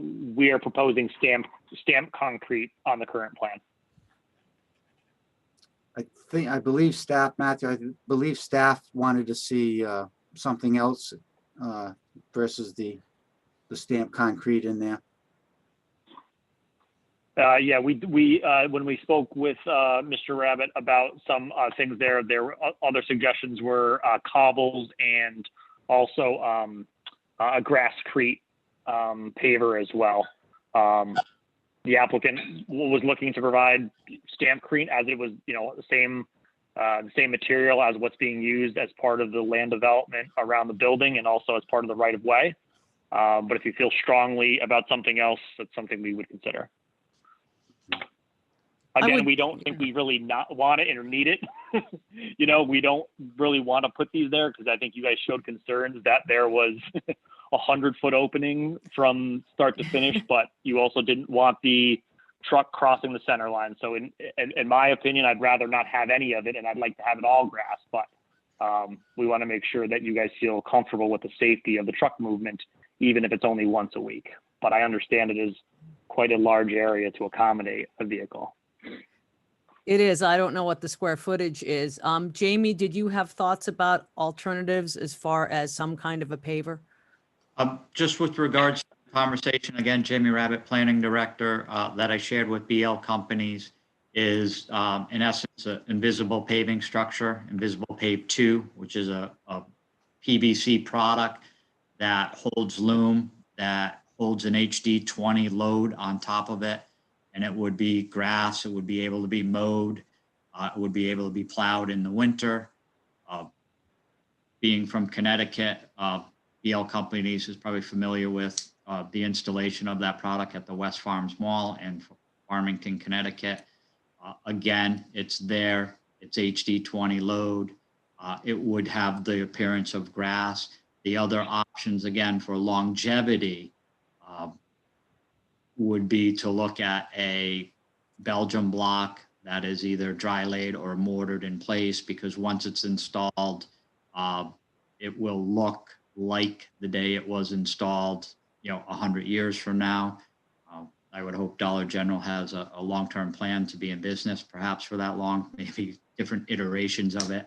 But again, the stamped concrete has a tendency to break and deteriorate over time, like other concrete products, especially in a sand or salt environment with calcium chloride also. The other would be a traditional clay-fired paver. But again, I'm very comfortable with using invisible paved structures, Grass Pave 2 or a similar product, as well as the Belgium. I just had long-term concerns about the concrete stamping and its ability to survive the test of time. And again, I've used stamped concrete in reviewing projects, as well as stamped and tinted asphalt and stampcrete. Again, granite block is probably a good option. But again, I have no issues with using a grass paved scenario. So it blends a little more naturally. To BL's point, they were trying to accommodate a request by the prior planning board to accommodate those turning movements without having to cross the center yellow line. In most instances, the tractor trailer driver is going to cross the center line, wait for the gap in traffic and make that turning movement, because they don't want to drag their trailer across and potentially damage landscaping by missing by a few feet. But again, if it's grass, they do have a tendency to be okay driving over that. So Mr. Brutton, are you familiar with the grassed invisible pavement structure that Jamie is referring to, and understand its structure and capacity? Yeah, very, very happy to change the product to that or some Great. similar manufacturer. If you guys are want us to move in that direction, I think it would make this seem less overbearing of an entrance, especially because of how infrequently it will be used at that capacity. Happy to make that change on this board's recommendation if that's what everyone's opinion is. I think that's a good idea. Yeah. Having a more grassed appearance would be welcome. Hi, can I burst in with a quick question? This is Susan. Go ahead, I'm Susan. not familiar with this. Could you give me like a really quick tutorial on how this works? And I guess if it looks like it's been driven upon, do customers then sort of cut that corner and drive across it? Or how does it, like, how does this work? Or are there any other ones in town I'd be familiar with that I understand like how this works? Ms. Brown, Susan, this is Rich. Susan, you know what's similar to are the islands on old Tower Hill Road, Old Town Road. So the islands have been, some of them have been treated with a mountable curb. So this would have mountable curb around it, where it's a curb, but it's just got a slight slope face to it. So that when a truck tire hits it, it doesn't like bend or ram it. So it's not flush with, the pavement, like a curb cut. Okay. It's not. It's curved and it's 6 inches, by the way, but it's just mountable as it's got a little slope to it. So it would appear as though the entrance were, the 30-foot, the standard 30-foot. People aren't going to drive over the top. Trucks are going to clip it though. Trucks will clip it. Right. And let me just add to the I've used all different types of pavers through the years, and And, you know, frankly, maybe there is one a grass that I haven't seen, but if you can't find a good grass, even if you could, Matt, and by the way, Matt, I like the stamped concrete is I think, a market improvement to what was proposed last time we saw it. So it certainly is much better. But even if you were to use a permeable paver, you know, a paver with a wider gap to it, something that would be permeable, you know, I think that you would end up with could still end up with the water quality. But you know, it'd be a little firmer than grass. Sometimes I worry about the grass pavers. I've not had good luck with them personally, if they're being clipped on a regular basis. Right. And Ms. Axelrod, just so you're aware, there's different types, but in general, it's a paver, but it has holes within it that allow grass to grow through. So when you're looking at an angle, it looks like lawn or a bare lawn. But when you stand directly looking down at your feet, you would see a crisscross pattern of paver and grass blended together. I think this application is applicable. I have seen them used in parking lots, in high traffic retail areas, and they get quite muddy. But given the fact that this is, you know, just for the truck once a week, I don't see that being as big of an issue as a concern of if it actually was maybe used as a row in the parking lot. Thank you. Matt. While we have the engineer, does anyone in the audience have a question of the engineer about the landscaping or the site design? If you do, please raise your hand.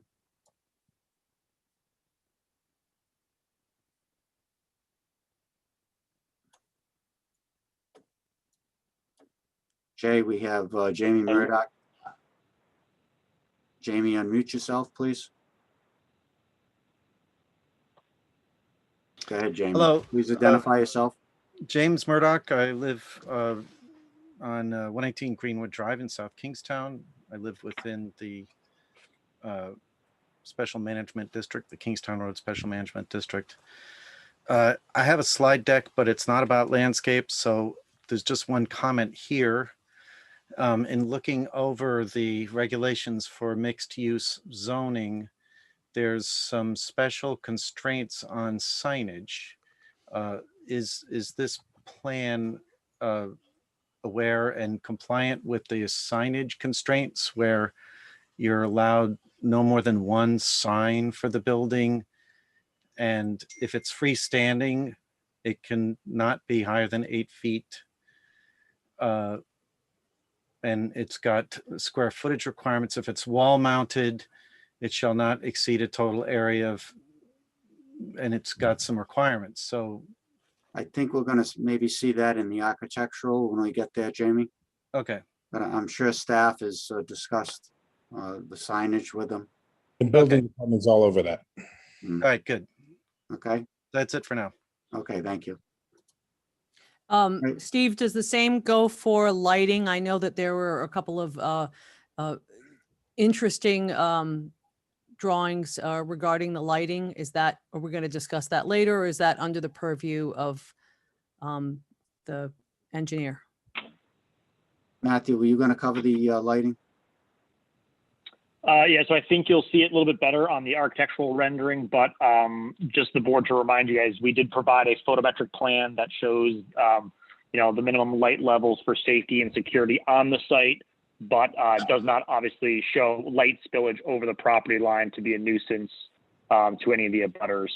So that was included as part of the plan. And the building lighting, specifically above the main entrance around the signage, is shown on the architectural plans, the gooseneck lighting, which I think is the look that you guys are going for. Does that answer your question? Marie, go ahead. Yes, are you able to share the screen for those? There's actually two images. There's one that looks like an infrared kind of image, and then the other one that shows the radius of the lighting. Yes. Let me see here.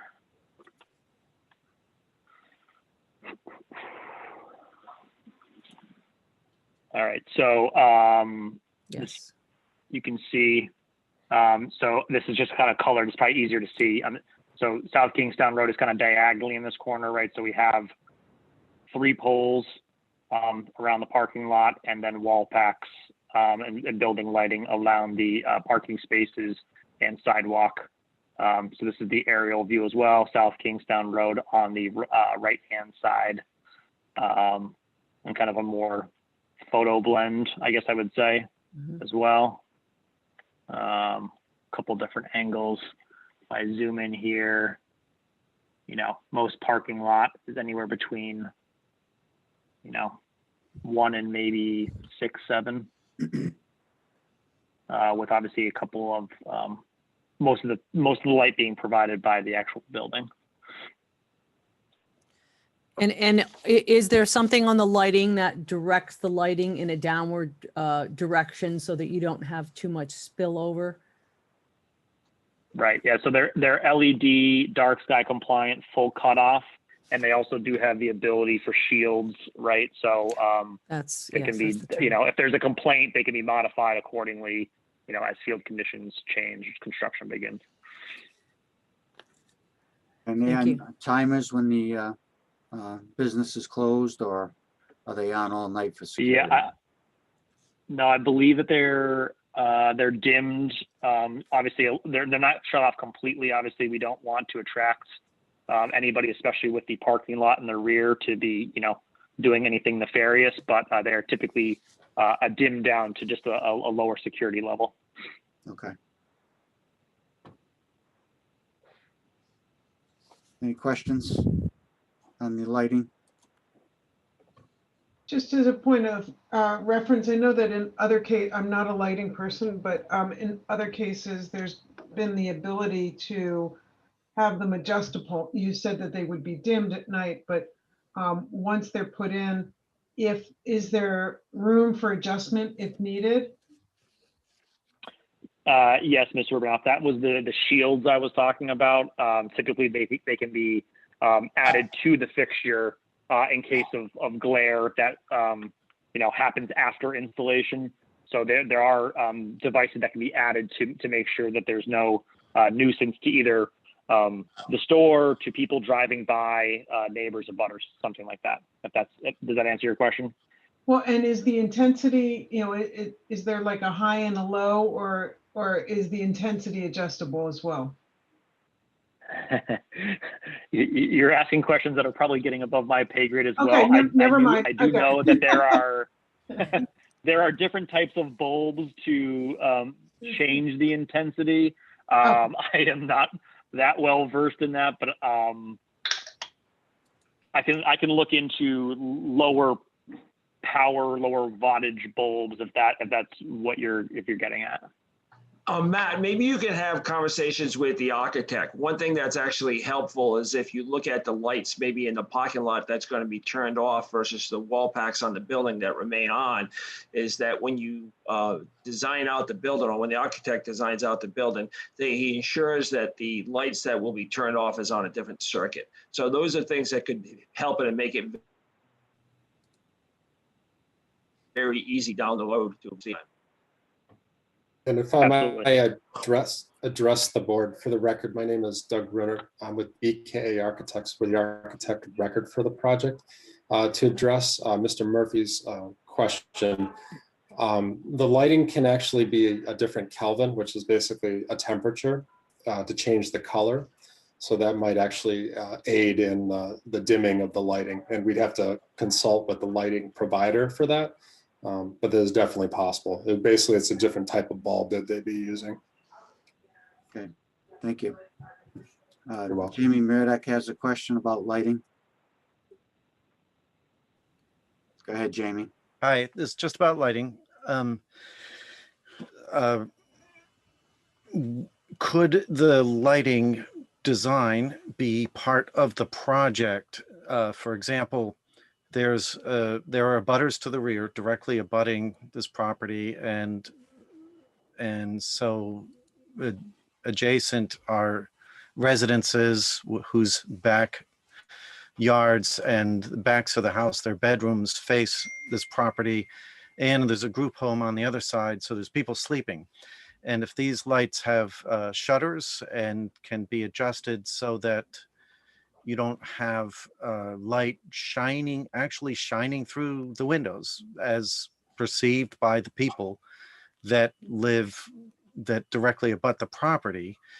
It's best to do that as the lights are being put in by the installer, because if it's in the field, if it's after the case, then the abutters have to complain to the town. Somebody has to get at Dollar General, make Dollar General somehow get somebody to do something, and it's a much different burden to try to fix something if you wait for people who are affected to complain. But instead, the installer can be paid to install and then survey the abutters to see if it's working or not, and make the adjustments before the installation is complete. Okay, thank you.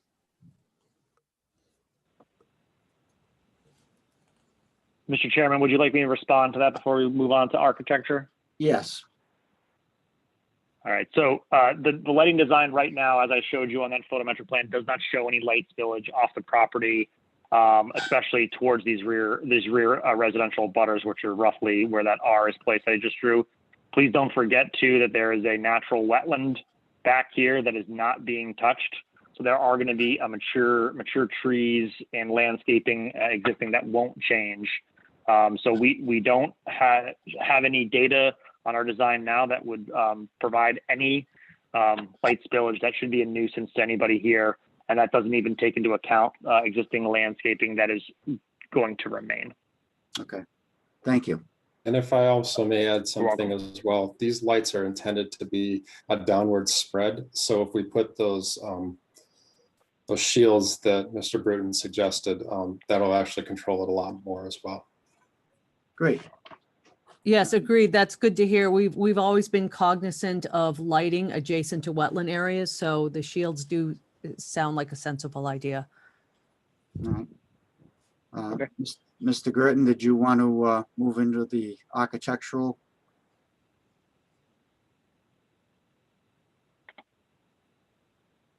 You're muted. Sorry, bear with me for a minute. As long as you didn't say anything noteworthy. Can everyone see my screen? We can, but it's see your file folder minimalized. Okay. It started in the elevation I wanted to surprise you with. Okay, so again, my name is Doug Gruner for the record. Thank you very much for hearing us tonight. Basically, I took the feedback from our last time that we met from the residents as well as the board, and was fortunate enough to have one-on-one correspondence with Director Rabbit, and he kind of directed me as to the look that you're looking for as far as this project. I want to show you what we started with before. Basically, it was we attempted to do the village look with a lot of the materiality in the windows. Doug, just for clarity, we yes. are only seeing your file list right now. We are not seeing your PDF. Okay, hold on. So you may have to stop sharing that document and then open the PDF and then reshare again. Let me try this again. How's that? Okay. Can you see now? Now we're with you. Okay, sorry about that. So we attempted to do the village look basically with materiality. We had a brick base, we had clapboard, different colors, as well as an applied mansard around 3 sides of the building. Feedback was that just looked a little too much corporate. They had the proprietary colors on here and everything like that. And they kind of wanted us to focus more on the village theme for the redesign. And again, I was able to work with Director Rabbit to come up with what I'm about to present to you. So we took the board's feedback and we came up with something radically different. So basically the village typically when you're dealing with village theme architecture, scale is important, especially the human scale, because you typically want to bring the building down to the street level. And I've attempted to do that with various architecture, including the roofs, the trim, and the geometric elements and whatnot. So we basically decided to go with a classic white and black scheme, doing asphalt shingles around 95% of the roof. So basically all sides of the road are screened, as well as the rear facing the abutters, except for a small portion that we had to leave open for drainage.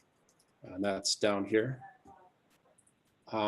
We've broken up the facade with various scaled gables with thicker fascias. Basically, it's to kind of give it a little bit of play in the roof line. Some various elements there, as well as the dormers.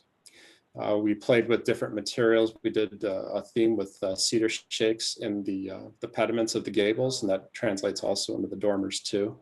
And to emphasize the human scale, we actually did this smooth face PVC banding pretty much throughout the entirety of the building.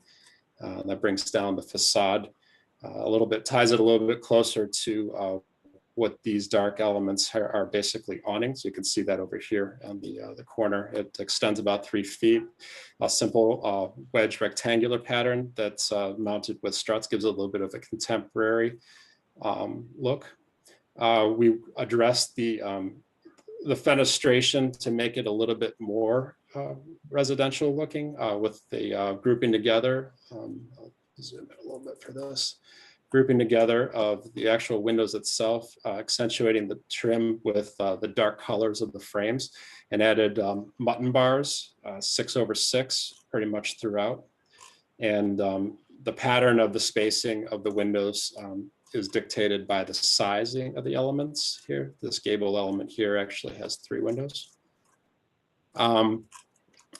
The only 2 sides of the building that actually have transparent glass, because this is the vestibule, it's the entry doors over here. So we added the mutton bars as well to those. And the side of this is the vestibule, which is also transparent. So we actually kept it in the same scale as the rest of the fenestration, and with the 6/6 mutton bars. We've added an overhang to give it a little bit of depth. And I showed the signage on 2 sides of the building. The signage is going to be submitted under a separate permit. Under the vendor typically coordinates that. But I wanted to show you the black channel letters to show how it pops against the white background. That's accentuated by the goosenecks above. So it's basically, it's not an internally illuminated sign. I believe it's externally illuminated with the goosenecks. And we also bookended the area with some PVC pilasters here to kind of give it a little bit of structure to actually secure it to the ground visually. This facade here also, in addition to being broken up vertically, it actually also projects forward by about 12 to 18 inches on each of these elements, which you could see on Mr. Bruton's site plan. And with that, welcome any questions that you may have, or hand it off to the next person. Questions from board members? I have a couple of questions. Mr. Gruner, thank you for making the modifications. I think it's come a tremendous way from the original submission. It's greatly improved. I'm wondering 2 things. Can you either make your screen bigger or zoom in a little bit? Which elevation do you want to focus in on? Probably the one that shows the main entrance. Right here. Okay.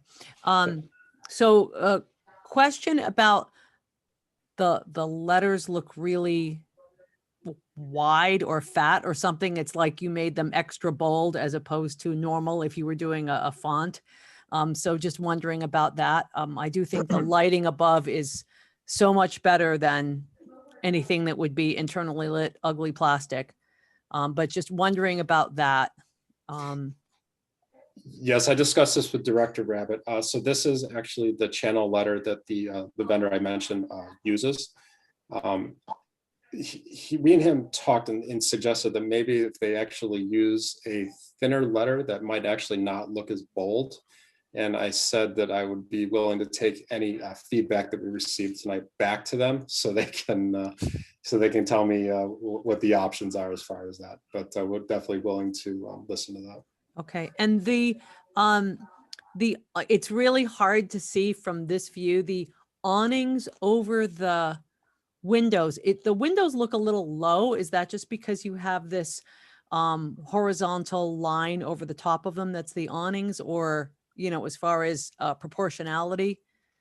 In typical streetscape, there's usually a wainscot that actually is underneath the windows at roughly about 3.5 feet, 3 feet, give or take. And that's about the height of those windows there. I think because they're not cemented to that wainscot anymore, they're just the floating, it seems like they're a little low, but it's pretty much the same height as they were right now. I'm sorry, these were a little higher. But it's kind of in line basically with this horizontal mullion band here. It's a little lower than that, but that's also to help with the vertical, the diagonal struts here too, to make sure they're not as high as well. Thank you. You're welcome. Can I ask a quick Joe- question? Oh, Joe sorry. had his hand up, Susan. I'll come to you next. Thanks, Go ahead, Steve. Joe. Well, first, I just want to thank the applicant. I think that looks much improvement over the original, and hopefully helps us set the bar for future construction in this area as well. The only other thing I would ask is for the applicant to consider and show a bike rack on the outside. There's considerable housing to both the north and the south, and there's some additional apartments and additional housing going in the area. So making foot pedestrians and bicyclists would be appreciated. So if you could show a bike rack on the outside, we would appreciate that. I think the Mr. Murphy, engineer this is mentioned Matt that, from Joe. DL. Yeah, Yep, I can show it to you again if you want to see it on the site plan. It is on the plan. Okay, I think he's all set, Matt. Right, One other thing I forgot to mention too, and this is what Director Rabbit and I discussed. We're going to be using two different materials, the James Hardy board, pre-finished white, as well as most likely an AZAC trim on the top. So there might be a little bit of a difference in color. So the AZAC will actually be more of a brighter white, whereas the Hardy board would be more of a muted white, almost like a gray. And it actually might be a nice element to the design. So that's something that we discussed as well. Okay, thank you. Susan? Hi, I'd just like to ask a quick question about the windows. Are Sure. they artificial windows that are some sort of facade that looks like windows? No. And how they're does that work? They're metal framed windows with light gray spandrel, which is basically a film on them. They have to be opaque because behind there's a full height wall. And these are basically going to be rough opening windows flush with the facade trimmed out like that. But there will be real storefront windows. Sorry, so they're opaque and they work. So it's not a blank, is it a blank wall or is it a real window? They're not operable, but they're real windows. So it's glass. It's just you won't be able to see through. Okay. Because there's going to be a film across the front of them. But they're real windows. That let light into the store. No. When I say they're opaque, you won't be able to see in or out of them. Because there's going to be a full height wall behind there. And that's because of the tenants' usage. They have shelving that's quite high. So it's going to be, I don't think I've done a single store with transparent windows that they've been allowed to do. So, sorry, if I didn't know better, would I think they were real windows? as a passerby? Yes. Huh. You'll see the metal, because the frame and the metal frame will be identical to the ones that actually are see-through. Yep. Except it's just going to be a different type of glass. It's going to be glass you won't be able to see through. Okay, thank But you. you're welcome. Can I also just confirm that the siding is white Yes. and the roof is black The roof is a dark gray. and the siding's white? Yes. Are those the only colors that you're using on the exterior of the building? For this proposal, yes. Okay, thanks. You're welcome. Any other questions from board members?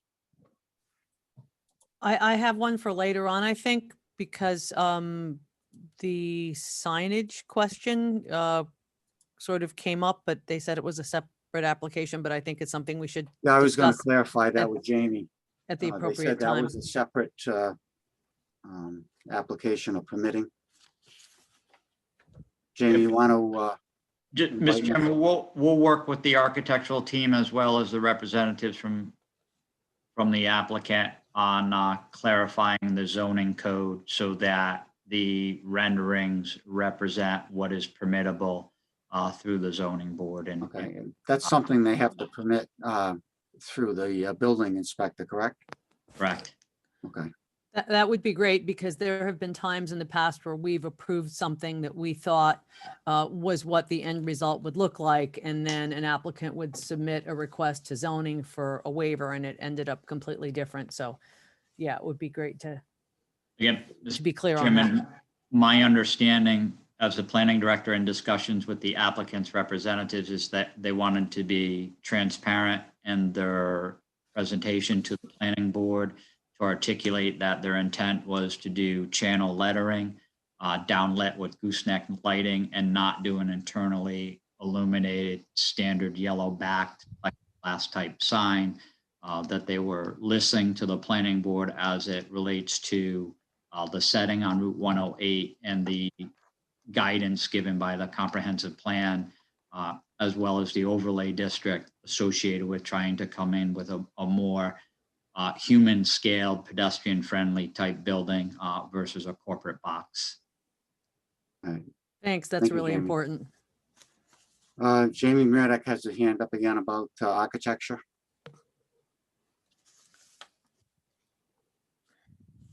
Go ahead, Jamie. Yeah, just one comment. I keep staring at these windows on the side and I don't know, they just look like they've sunk 8 inches or they just look low. And if it's an optical illusion that I'm going to see, and it's always, it looks like a mistake. That's all I can say. No, he said they're about 3.5 feet off the ground. Yeah, I'm just going by.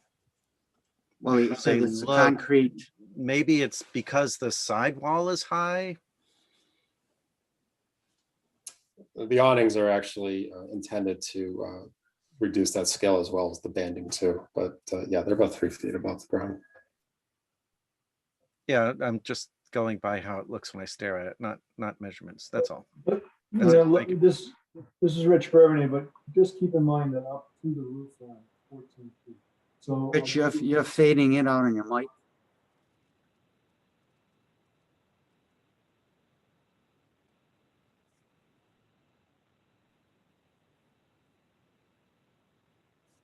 Were you finished, Rich? Yeah, I guess I was finished. I mean, it's a little bit of an optical illusion that the window it does appear low, but it looks like a standard height to me when you take into account that the bottom of that trim at the top is 11 feet high. It's another couple of feet to the roof line. You know, I'm assuming they need that for internal space, but it is a little bit of an optical illusion. Okay, thank you. Any other questions from board members? I have one more question if I could. This is Susan. Go ahead, Susan. Hi. Will there be anything behind the building like air conditioning compressors or heating units or outside equipment that would be visible behind the building, which is the side that we can see from the police station direction? Great question, Susan. Actually, the visibility for the rooftops is going to be completely concealed with this roofing here. You can actually see the outline of the units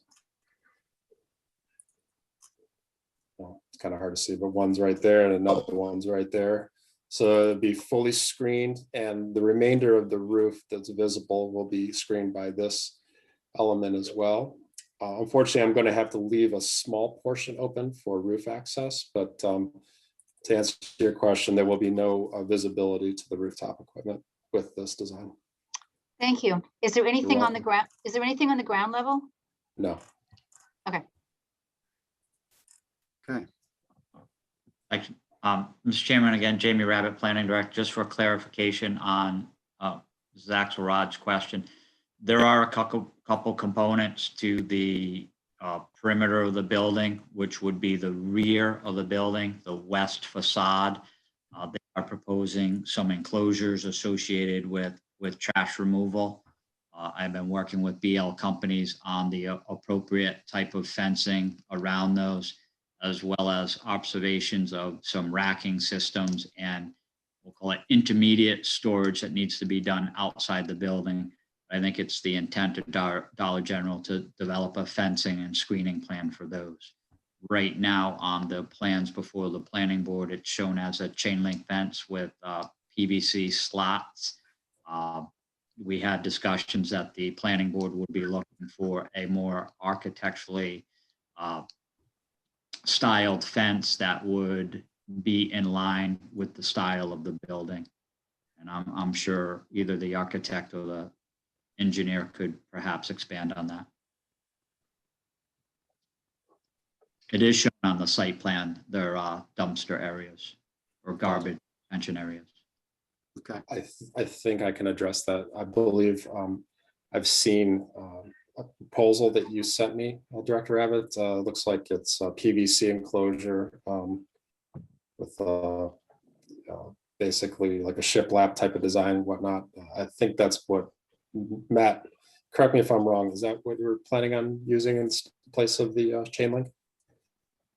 The current plan does show a black vinyl chain link enclosure, but there's no issues with changing to a solid PVC vinyl enclosure, as Mr. Rabbit has suggested. Okay, thank you.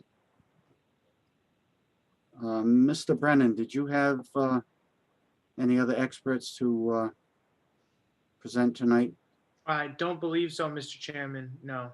Unless we Okay. just answer any other questions the board may have. Okay.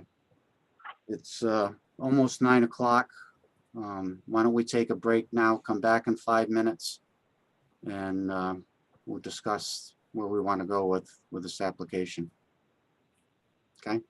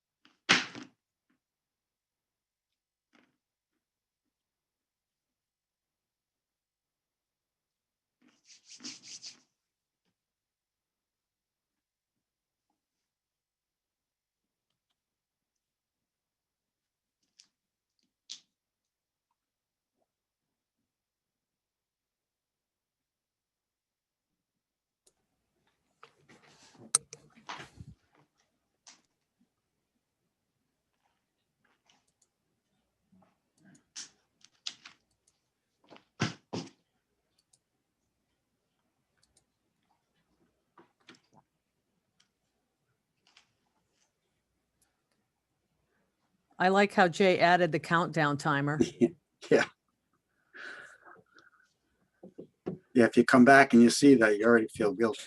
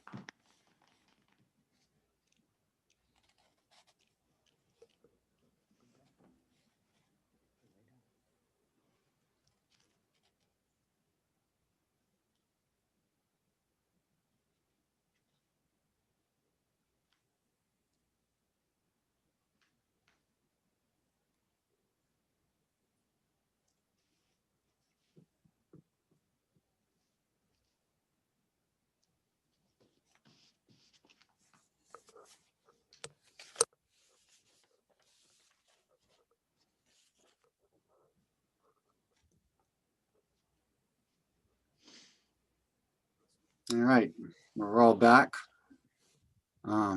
Discussion on the presentation tonight. Obviously, we've seen some improvement in the engineering and less pavement with the architectural has been improved.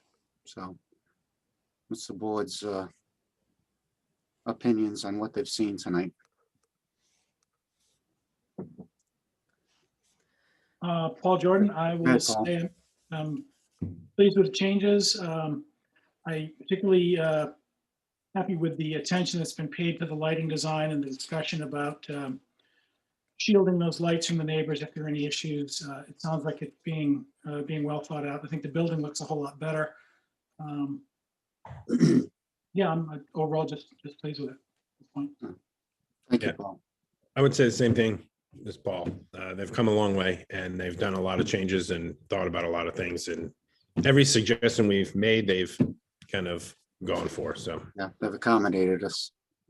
Yes, I would agree with that. I think they have been thoughtful and accommodating. The only thing I want to be sure of is that there aren't some kind of surprises with regard to the signage down the road, that it's in keeping with this general design, that we're clear with what they're proposing. If they could diminish the font a little bit on the building itself, and then let us know what's planned as far as any kind of ground mounted sign. Maria, maybe we can ask the planning staff to pass that concern to Jamie and building inspector's office. So before he signs off on anything, he he's aware of the concerns we have. So, Sure. Mr. Chairman, Jay, may I just suggest that this is a DPR advisory to zoning. So those comments or concerns the board has could also be relayed to the zoning board. It probably would be more appropriate to forward them to the zoning board and not. okay. Amy's shaking her head, so she's in agreement with you, Jay. Yep, this is Amy. Thanks, Jay. That's exactly what I was going to say. And I was also going to remind everyone that because it's, because this board is reviewing it on an advisory basis, remember that the conditions are presented to the zoning board as recommended conditions of approval, right? Okay, thank you. And I think that probably we can, in our findings, refer to the fact that this is in the special management district, making reference to that with the understanding that the conditions that we have asked for and the applicant has agreed to are based to a large degree on that special area. Joe, I see you. Yeah, I'm very comfortable. I think they did a great job. I think they try to meet all our needs. Okay, I would be comfortable with able to the zoning board. okay. Susan, you, Yes, the building looks so much better. Thank you for listening to our comments last time and coming back with this plan. I'm much happier now than I was last time. But I wonder if you could show us, I couldn't print out the new landscape plan and really look at it, but I'd just like to ask, I think I read that there were benches installed sort of near the doors now with a bicycle rack. And can I also just ask, are there planting beds by the door or raised boxes or some other way to sort of break up the front, or is it just sidewalk with doors? Is there any sort of raised planting boxes or any other? Susan, because they reduced the pavement, they were gonna put some foundation plantings in front there, along that entrance. And I believe in this corner was, actually, I'm moving my cursor and you're not gonna see it, but Matthew can explain that. Okay.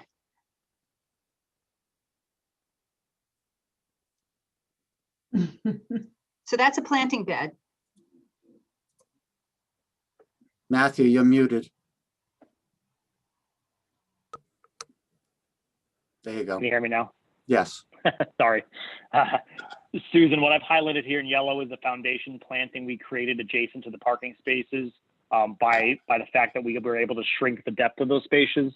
So that what is highlighted in yellow is a variety of shrubs and grasses adjacent to the building. And I'll just change color real quick.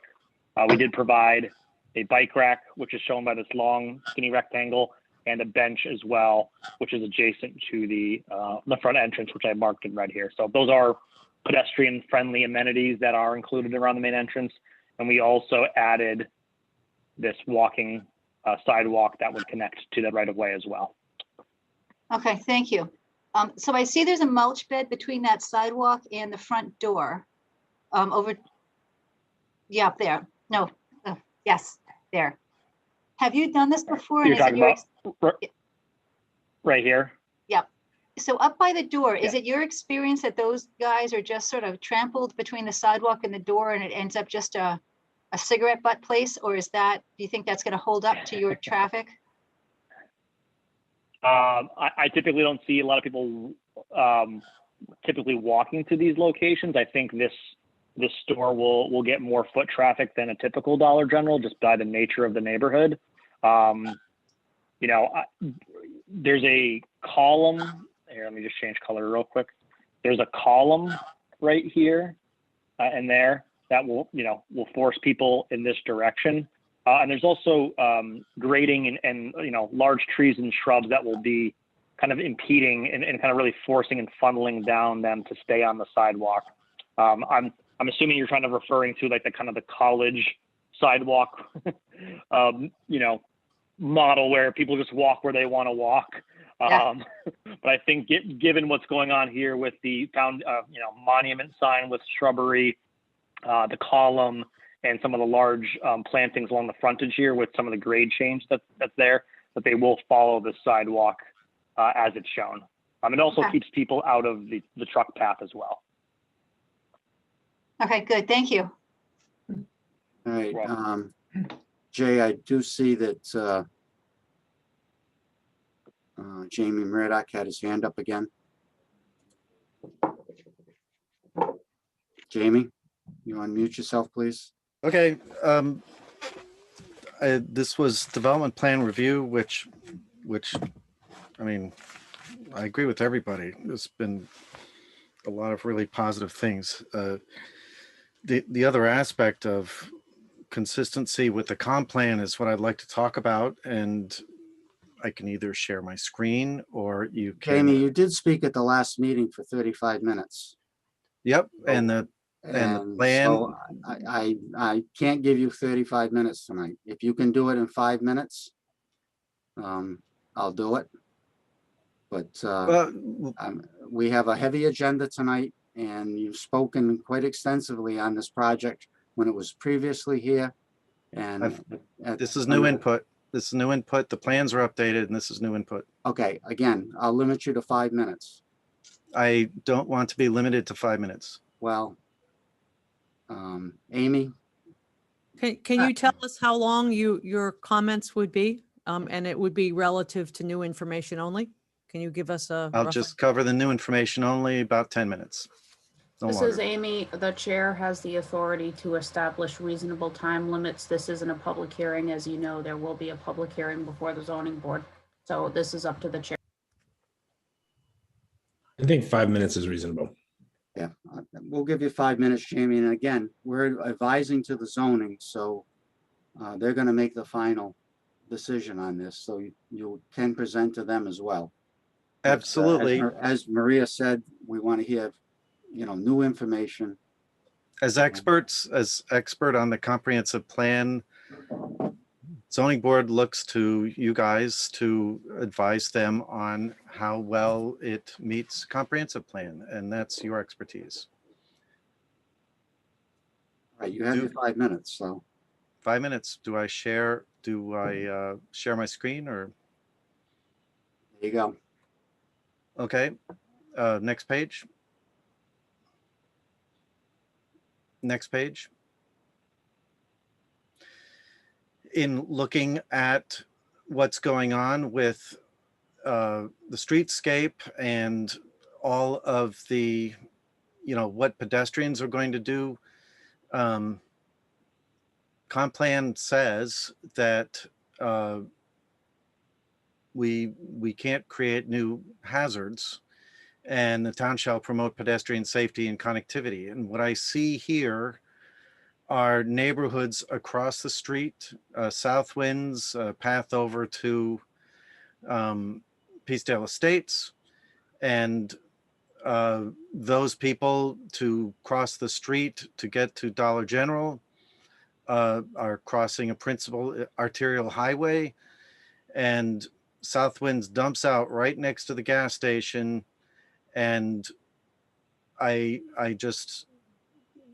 not a traffic engineer, but in looking at this and knowing that two of my children have had car accidents in front of this gas station, and it's extremely busy, and it's also a Dunkin' Donuts,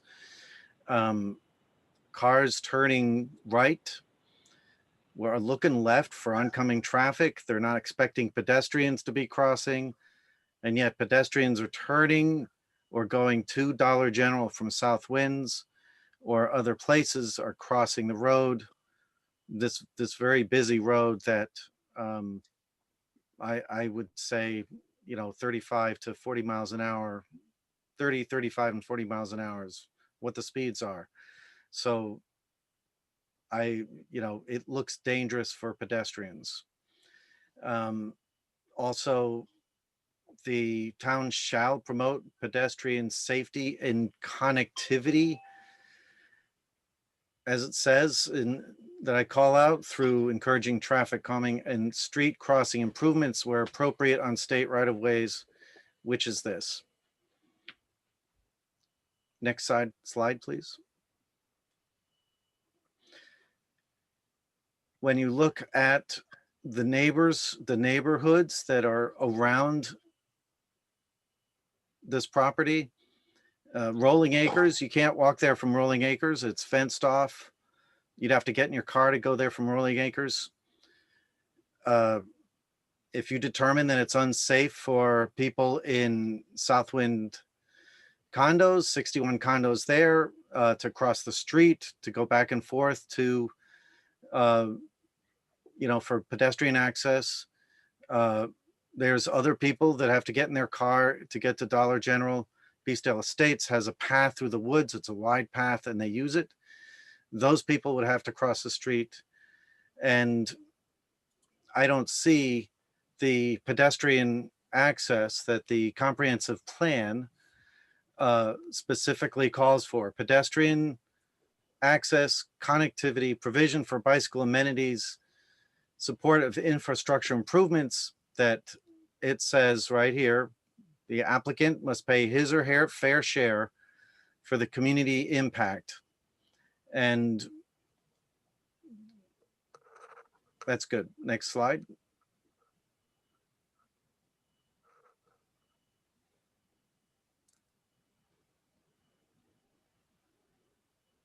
I don't see the slide moving. Oh.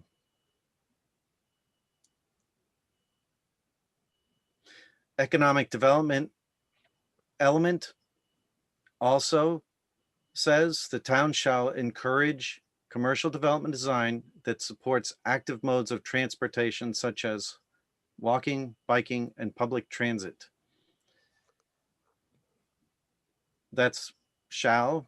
The town shall review regulatory standards apply to transitional areas between commercial and the adjoining residential neighborhoods and ensure compatibility between the uses across district lines. I drew a half-mile radius of walking distance to Dollar General, and I see 200 plus private residences that can't safely walk to Dollar General because there's no connection to Rolling Acres and there's no safe crossing of the road, no crosswalk or lighted crosswalk. Next slide, please. How to fix this? Jamie, your time is up, so if you want to just end it or, No, summarize very quickly because your time is up. okay. Well, that's something that could fix it. I can't talk about it. Why don't you go to the next slide? Compatibility between these uses and the neighbors. These are the areas subject to the sounds of a store that's open from 8 a.m. to 10 p.m. every day. I don't know how the fee is compatible. The next slide, please. I kind of just wanted you to conclude your statement, Jamie. We're not going to have time to go through this whole thing, so. You have time. It's that you No. don't want to. This is your job. This is the comprehensive It is plan. my You're the job, stewards and of as the I said, comprehensive plan. you've- This is all your right. job. Then I'm going to cut you off now. Is that the last slide, just out of curiosity? No, No, it's, we're about 3/4 through it. Oh. I mean, some of the things he's going over with, he did discuss the last time. So, This is Amy. This document is in the record, correct? Board members can look at it. So I think, board members can look at it and keep it in mind. okay. Sorry, this is Jay. Just wanted to let everybody know that Mr. Murdoch emailed this document to me today at 7:45 this evening. So it was not included in anybody's packet or forwarded to anyone. In the future, Jamie, you probably should submit these things earlier. Therefore, the board could read them before the meeting. And it would make the presentations go a lot quicker and a lot easier for us to understand. So. you just gave the applicant an hour to talk about everything. And you've had in excess of probably 45 minutes. Yes, you between serve the meetings, citizens so- of the town. You serve the citizens of the town. That is your duty. You don't You're have right. a duty to the applicant. You hear the applicant said his part. I could have gone through the rest of it, I'm just saying. All right, and as I said, I'm gonna cut you off now and we're gonna continue. So you're gonna vote without. We're gonna seeing discuss. this No, evidence. no. We're gonna discuss. Okay, bye. Okay. Go ahead, Paul. Yeah, I just want Mr. Murdoch to understand, I think we do hear his concerns. We understand them. I asked Jay if he could send me the last presentation that we got, and I did have some questions about that. I think the concerns about pedestrian access are real. I wonder how much one development can be held responsible for creating pedestrian infrastructure in an entire neighborhood. I mean, I know that's where we want to get to, and so we try to get people to put in sidewalks and connections where they can. I mean, I think a big part of what's wrong with Route 108 probably, predates zoning. It's stuff that can be fixed, but it's going to take a substantial investment from the town, from DOT, getting it as a priority on the tip for improvements there. But I think that, the sidewalk connection out front, around the corner, around the police station, the bike racks, and if there's something that can be done about a crossing, again, that's going to be DOT's decision, I think, for those neighborhoods across the street. I'd certainly support that. But again, the fact that this is advisory to zoning, but I think he's raised some valid concerns, and I'm sure that others on the board have heard them as well. Yeah, I mean, in the past, when the bike path has been close by, we've asked for a connector, but again, it's typically over the applicant's land. So, we're not going over somebody else's property to create these. So sometimes it's feasible and sometimes it's not, but we did get a continuation of the sidewalk. The car dealership doesn't have a sidewalk, but at least there's extended pavement that they're not walking in a gutter. And so it could be better. But we've made some improvement, and there is a bus stop, I think, right by where that sidewalk will be. So, go ahead, Pam. Go ahead, Pam. Have we talked about again, I don't know if it was this project or another one, a potential crosswalk that could, maybe just give some direction to at least go in a crosswalk from one side of the road to the other? I can't Yeah, remember. well, it's a DOT road, so somebody would have to make that Right. application, whether the town asks for it. Maybe Rich could answer that.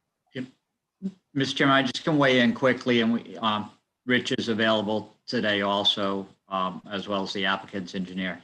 DOT shies away from what are called mid-block crossings that are uncontrolled, and this would be considered mid-block crossing in a very congested area.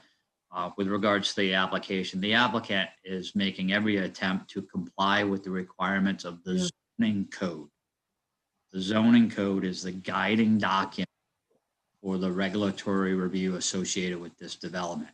A comprehensive community plan gives guidance to the creation of what should be contained within the zoning code.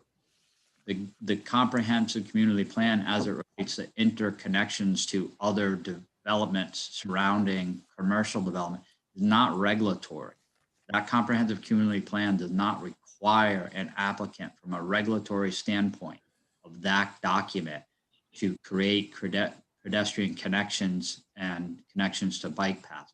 It's suggestive language to be written into the zoning code. If it's not in the zoning code, it's difficult to make an applicant comply with that. So again, the applicant is doing his best to comply with the written language contained within the zoning code.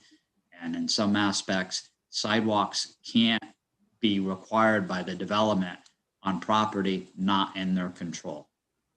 Okay.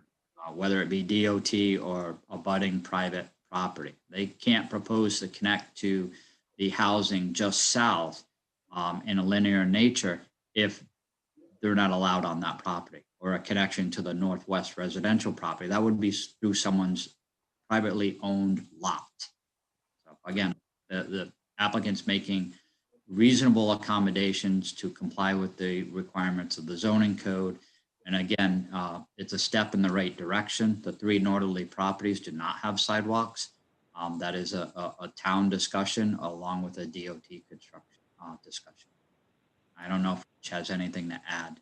If I could just offer something real quick too. It's tough, right? We're trying to get these village design guidelines in major thoroughfares, and you can only catch them through either through new development or redevelopment. But as Director Rabbit just stated, DOT shies away from these crosswalks midpoint, and I'll tell you something else. Excuse me, Mr. Pimentel, could you just state your name?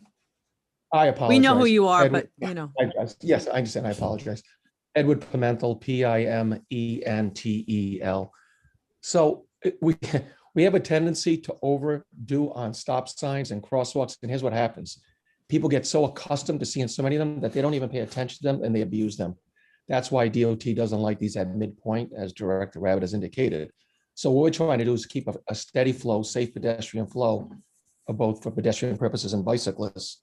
And hopefully through redevelopment actions down the road, the rest of 108, we can start capturing that with other properties and making it safer. That's the best we can do through these new development and redevelopment actions. And that's what we're trying to accomplish here. All right, thank you, Mr. Pimentel. Could I just say that I agree? I like what Pam said, and I understand about the crosswalk. And I agree with Paul's comments. And it's unfortunate that we did not have Mr. Murdoch's comments early on. And I would certainly like to view them at some point in time, whether they can be emailed to us or what have you. But this is with regard to things like offsite improvements and finding that nexus. I would also ask Rich and Amy to weigh in, but this also speaks to the thing that I'm always bringing up, one of the important elements in our work plan with regard to this area as a whole, this special management district, and how we have not yet really established the regulations and vision, both in terms of traffic, pedestrian safety, architecture, and so on. And that is something that I think we need to put fairly close to the top of our work plan, and certainly invite Mr. Murdoch and interested citizens at that point in time. But I think it is relevant, and the language in the comprehensive plan does speak to what the area should be and the prevention of sprawl and so on. So it's not like these are really new topics. It's just that we have to be able to figure out the best way to look at this area in a comprehensive fashion. And then perhaps Amy and Rich, could you talk just a little bit about the whole idea of the nexus and the offsite improvements and what abilities and limitations might be for something like this? This is Amy Goins. So exactions are allowed, but they have to be related to the impact of the development itself.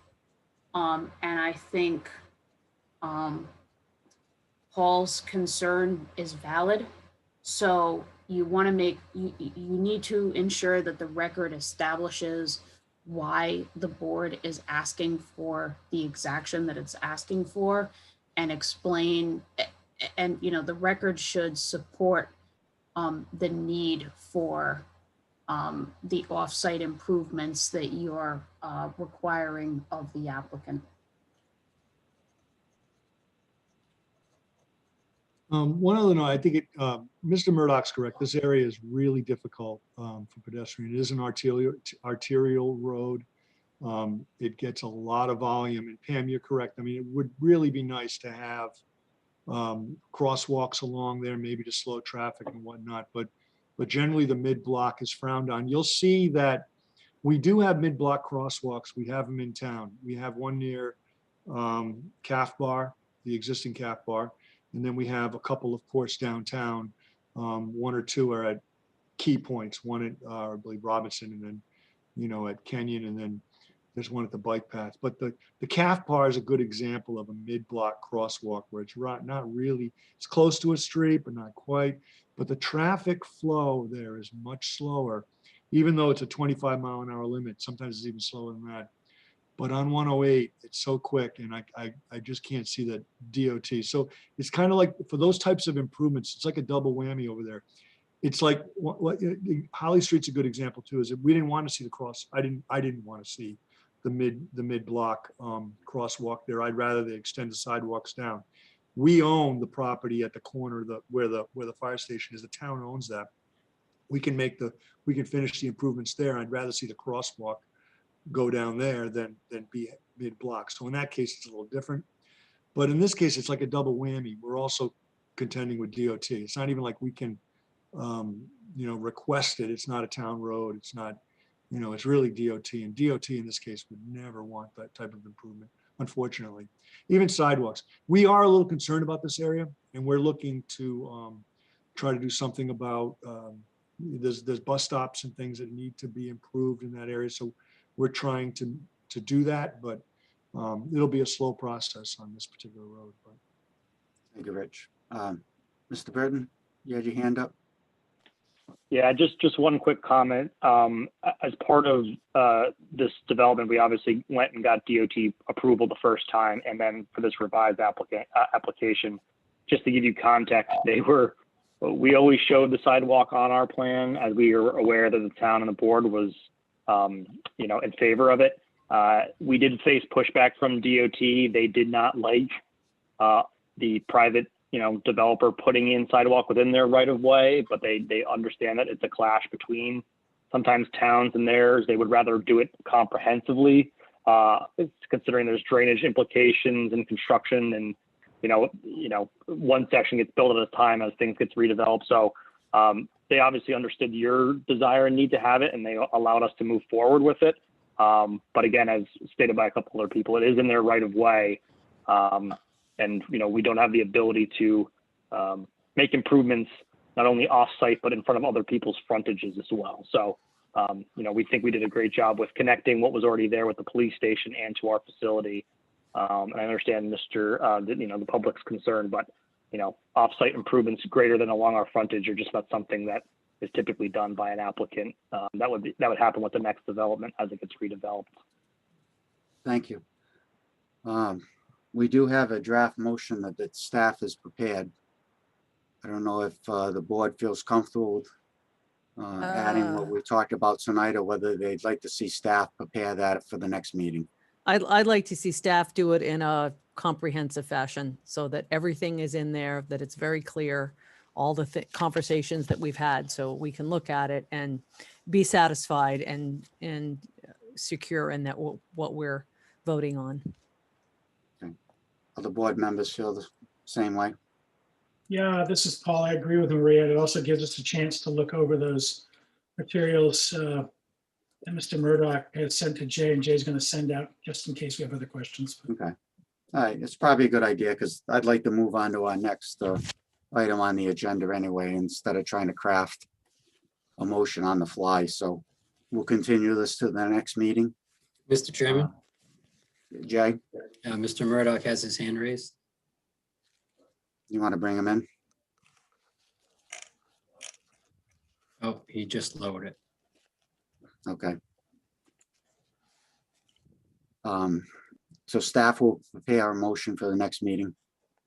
Yes, we'll have that hopefully well in advance of that next meeting. Okay, and Mr. Murdoch, please, again, if you have any comments that are extensive, please forward them to the board the Thursday before our next meeting, so staff can distribute those on a timely basis to board members. That way we can review your comments, and it'd be easier for us to understand what you're trying to say and what you would like to see. So just to finish up, Mr. Brennan. Any? Thank you, Mr. Chairman and members of the board, for your time, and South Kingstown staff as a whole. If there's any other further questions that the staff has, please feel free to reach out to us and our team in the interim so we can help answer any questions. Thank you. Okay. Thank you. All right, Yes, thank you. Again, thank you for your efforts, and we'll see you at our next meeting. Mr. Chairman, just administrative side of the application. Again, Jamie Rabbit, Planning Director. Yes. on the last application, you did a motion to direct staff to formulate a motion based on the discussion tonight in a favorable manner for your next regularly scheduled meeting. I don't know if you intended to do that via motion this evening. We can put it into a motion. I would be happy to make that motion so that it's clear. Motion by Maria, I'll second. second by Joe. Any discussion? All those in favor, Pam? Take the roll, please. Unmute yourself. There you go. Steve DeMasi, Aye. Joe Murphy, Aye. Maria Mack, Aye. Susan Axelrod, Aye. Peter DiStefano, and Paul Jordan, Aye. Pam Rubinoff, aye. Okay, motion passes unanimously, and we look forward to that motion from staff. Okay, next item on our agenda is a preliminary plan, major land development, Shepherd's Run.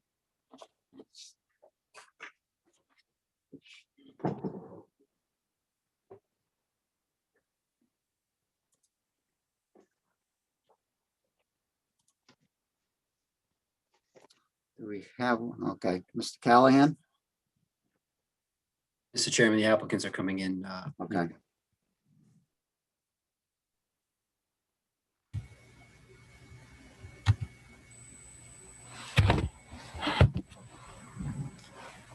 Good evening, Mr. Chair, members of the board. Good to see you again. I think Mr. Schoen is joining us. There he is. Yep. Like I said, good to see you again. Thank you for your time tonight. James Callahan of Callahan and Callahan, 3 Brown Street in Wickford, representing Ryan Schoen and of Morgan and Schoen and Shepherd's Run. As you well know, I believe this project is located at 4780A Tower Hill Road, and we were here before you, I think, in August for a master plan approval and a recommendation to the town council for a zone change. With your efforts, we did receive the master plan approval, and the zone change was also approved in September of 2020. Ryan's here tonight. He's very excited with the progress of the project. He actually hopes to open doors this summer at Shepherd's Run, and he has some other exciting things going on in the meantime at Shepherd's Run. So we're here tonight before you requesting preliminary plan approval. With the plan itself, we submitted a series of documents, including an array of materials, site plans, traffic impact study, CRMC preliminary determination, parking layouts, landscape plan, sewer feasibility study, stormwater management statement, water service letter, and preliminary drawing set, just to name a few. As we mentioned before, we think this is a fantastic use for the site and for the town. It's going to be an attraction for local, statewide, and regional, if not national, attention. Ryan has history of producing great projects, and this is no exception, I believe. And at this point, Mr. Chair, I'd ask for Ryan to come on board and explain what he's been doing and what he has planned for the site in regard to the preliminary plan tonight. Okay, go ahead, Ryan.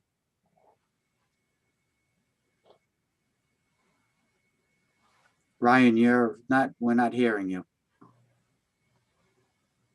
Working? No. Hear me now? We can hear you now. Okay, well, we'll go with that. Well, I just thank you everybody for the time. It's much appreciated. And thank you to everybody for on the staff for working through all the elements of this. It's interesting because there's a lot of elements, as everyone knows, but not a lot of physical changes to the property. Took quite a few approvals with the state, and so I apologize for some of the delays. We've been hoping to get in front of this board a little sooner, waiting on CRMC, DEM, CRMC, DEM, and DOT. We received all of their approvals and certifications for everything as proposed in the conceptual master plan. And so now we're hoping to move into the next stages here. I can provide answer as many questions as we want, provide as much detail from an overall standpoint. Really nothing has changed. I think something, obviously to note here is that the extended stay bungalows, that will be in phase 2. So that is not something that we are proposing here today, or any of the infrastructure really associated with those bungalows. The plan is for that to be done sometime, way down the road. So for this phase, it's really working within the existing buildings and infrastructure that already exist on the site, planting the vineyards. Basically no new conditioned construction. So what we're talking about here. We're trying to keep things moving, obviously as quick as possible. I know everyone understands that. We're hoping to be hosting South Kingstown High School's graduation here. That's the plan. And then we've got prom for Prout as well. Those are going to be our first 2 major events that we're trying to get ready for to help them out. But I'm trying to see if there's anything major that we want to talk about, but I think it's probably best if I just open it up. I think given time and everything, everyone seems fairly familiar with the project. Maybe just get into any questions or comments that anybody has. Well, I know the staff had some concerns about your the plans for the parking. Then they weren't in much detail on how they were going to be used and the layout. So maybe you could talk about that a little. Yep. Yeah, so this is, Jay, do you have that attachment, the parking plan attachment? Yep, that one's great. I think this is a good one to kind of use to discuss that. So as you drive into the property right here, the main sort of eight spots we're calling the short-term valet accessible. Hey, excuse me, Ryan. Yep. I'm going to go ahead and give you remote control. You may get a pop-up asking to confirm. Okay. And then you can use the mouse. Perfect. Okay. Can everybody see my mouse now? No. No. Control Ray Parker's principal screen. There you go. There you go. Okay. All right. So right here in this location, this is going to be sort of our short-term parking. So you drive in the road along here. There'll be 9 spots located right here. The intent of those spots is, very short-term / accessible parking. Our plan is to have a sign right here at this location that basically highlights that or sends you down to this parking lot. Right now, these are basketball courts. The plan is to remove the basketball courts and stripe this. And I can show you sort of the detail, the close-up detail that after. But between these 2 lots, now I'm not going to remember off the top of my head. I want to say it's written in the document somewhere, but I want to say it's about 48, 50 spots. And then from there, the thought is when there's events and that sort of thing, that's when additional spots would be needed. And this location right here would be our primary overflow. This is another paved basketball court area. The idea would be to not stripe that and have that for attendant use. So we have an in and an out on this little location. And then we would have additional overflow here. Then there is sort of staff and parking on the backside here. All in, I think we're at about 150 odd spots. I think that maybe I got to click back to that other document to get the exact. Let me actually have it up over on my screen over here, and I can let you guys know the exact is. I don't.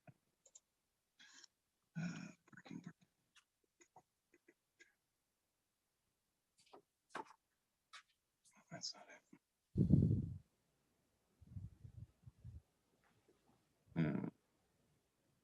I'm gonna have to get back to you on what the exact number is, but it's roughly around 150 spots.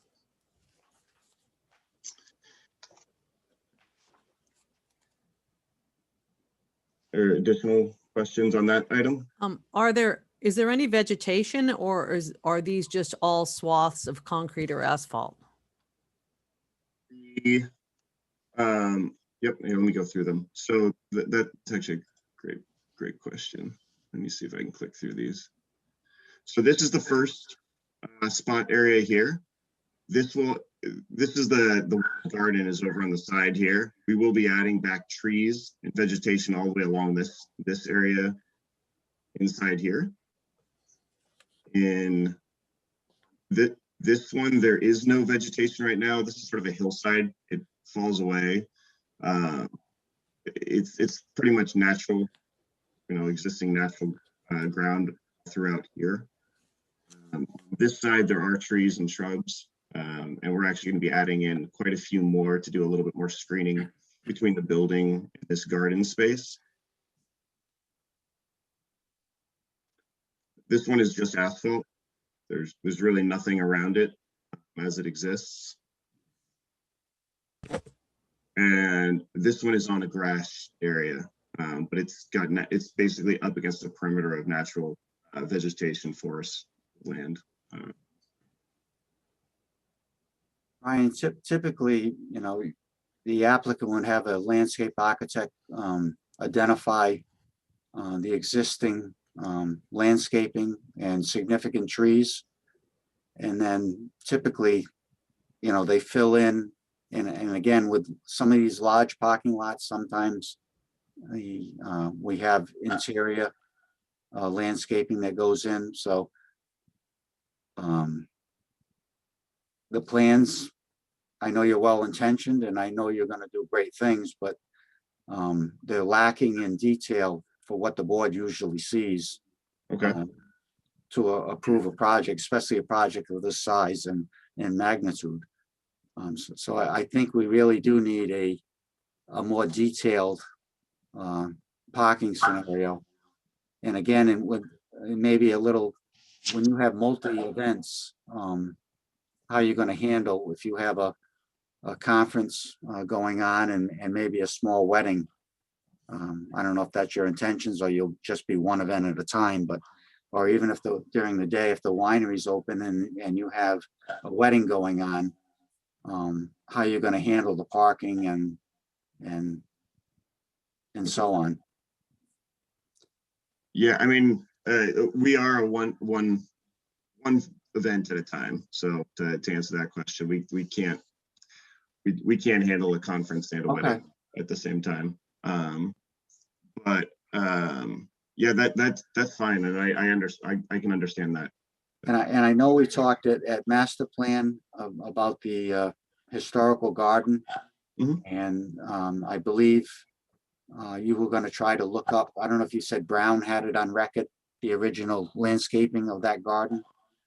Yeah, so I have that in the file. If we go to the landscape plan, Jay, is there a way that I can in this?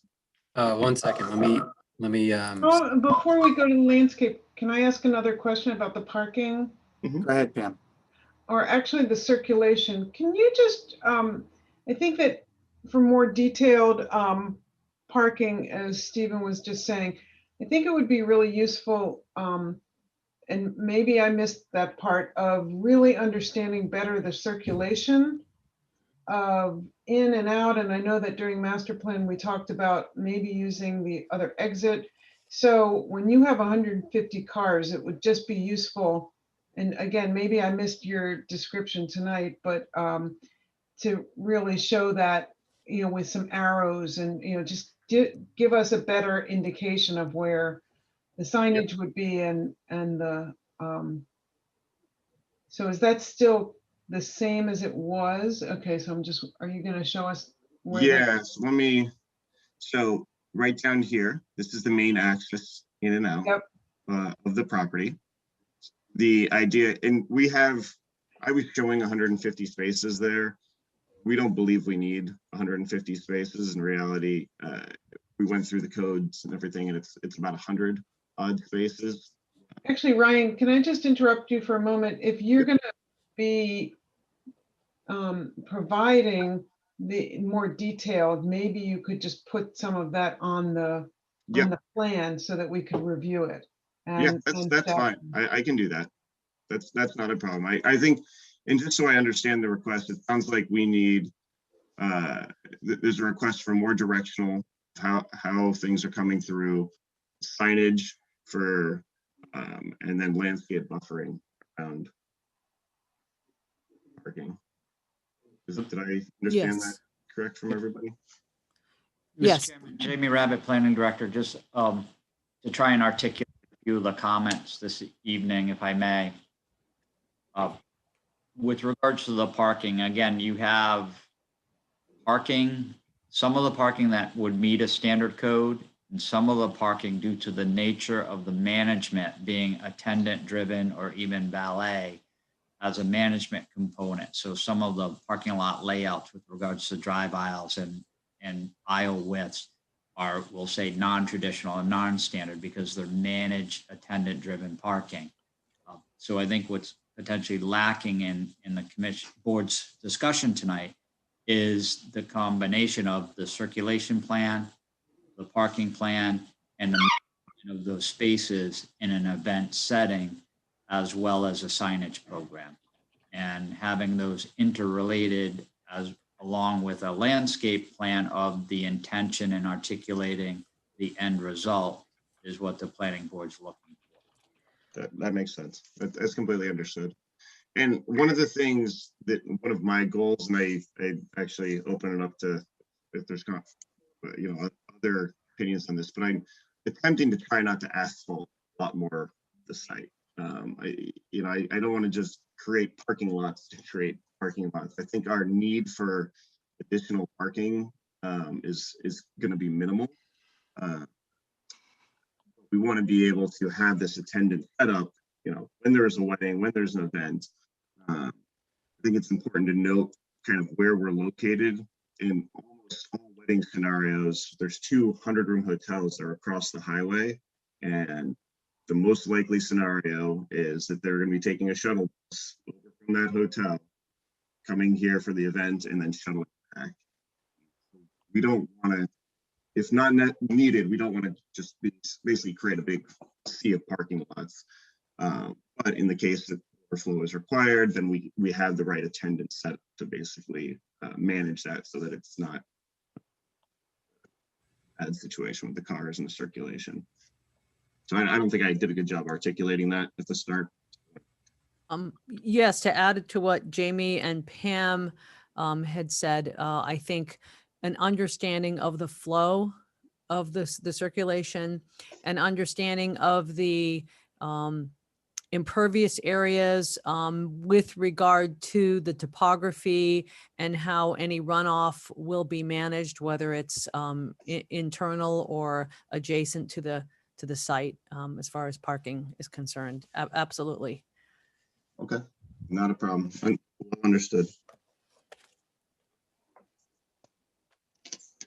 And I have landscape comments when we get to that.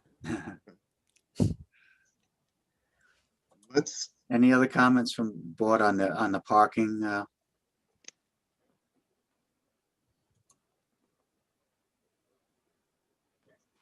Okay. You want to go on to landscaping, Maria? Sure. I think all of us appreciate Mr. Schoen's enthusiasm and vision. However, we are now at the preliminary stage of review, and this is where we need to see some level of detail. I did go out to the site a couple of days ago to refamiliarize myself, and there was quite a lot of clearing that was going on. Many significant trees had been cut down. There were 2 backhoes working on it. And I, of course, understand that that is necessary in terms of the location of the vineyard. But I think it's important that we see the landscape plan for both the area as a whole and then some areas in detail.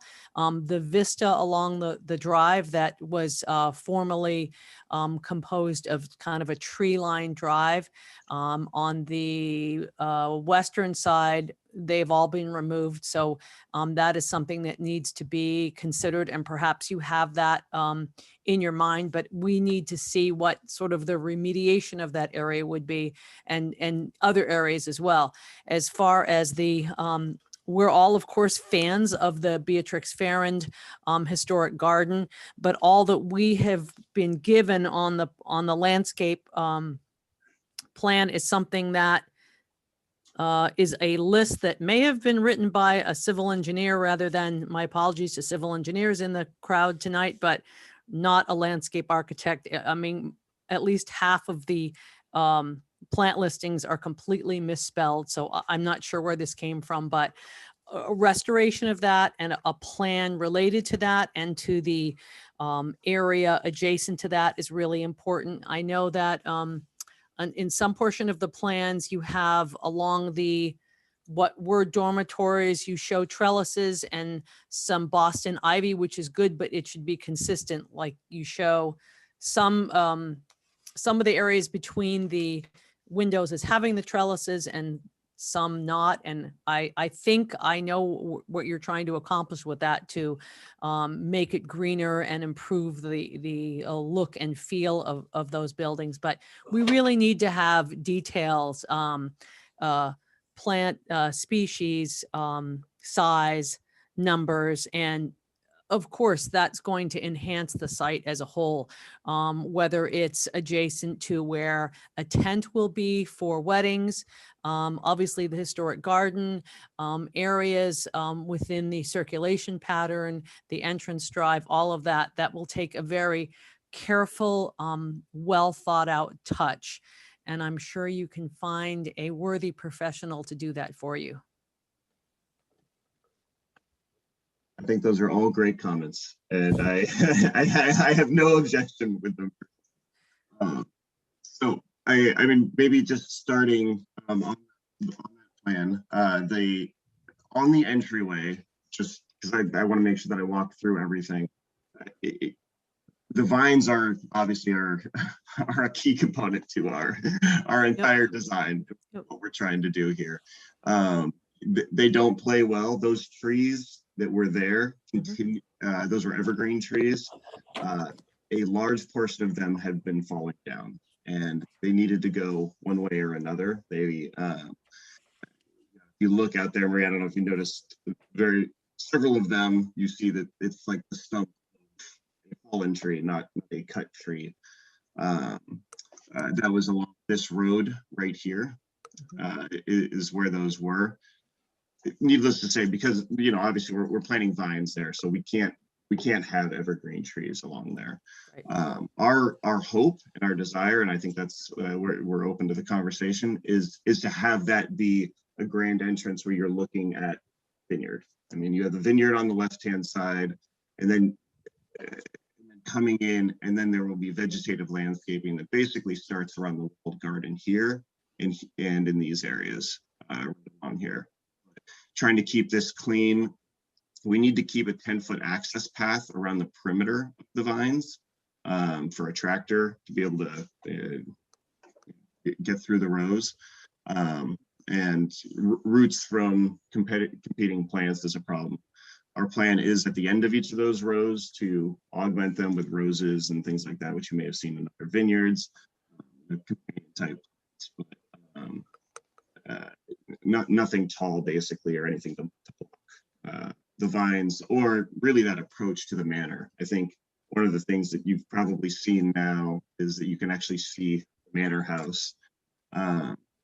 We've been talking with our neighbors over at Prout a lot about it, and actually helped clear some trees over on their side.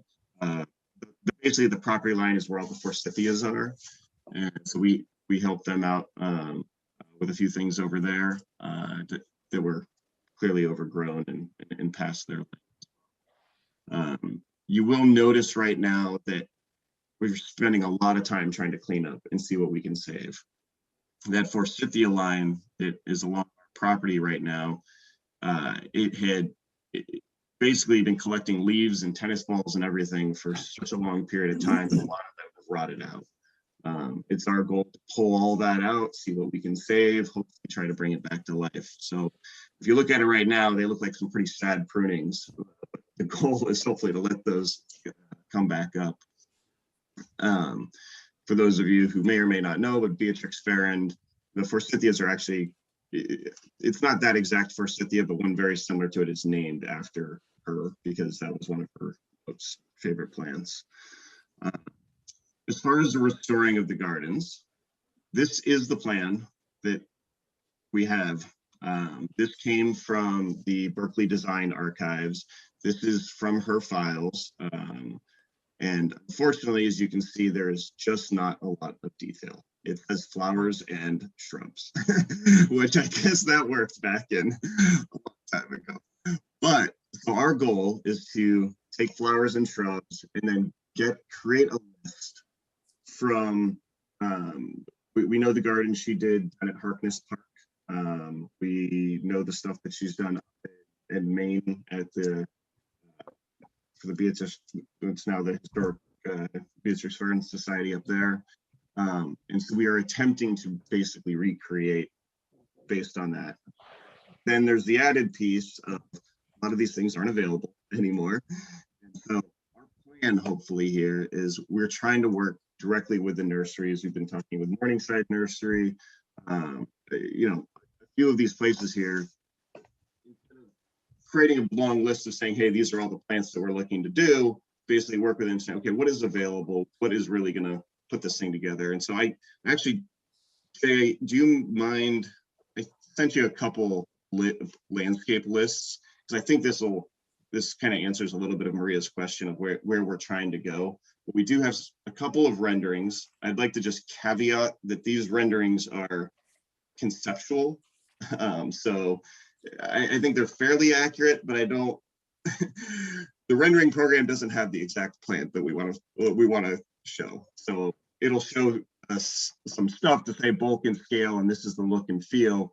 But please, from a rendering standpoint, don't look at the exact species. And then we've attempted to put together lists for each of the areas, which we can then represent on a landscape plan, I think, to answer the exact questions, Maria, what you said with size, scale, quantity, Latin name, common name, the rest of that stuff.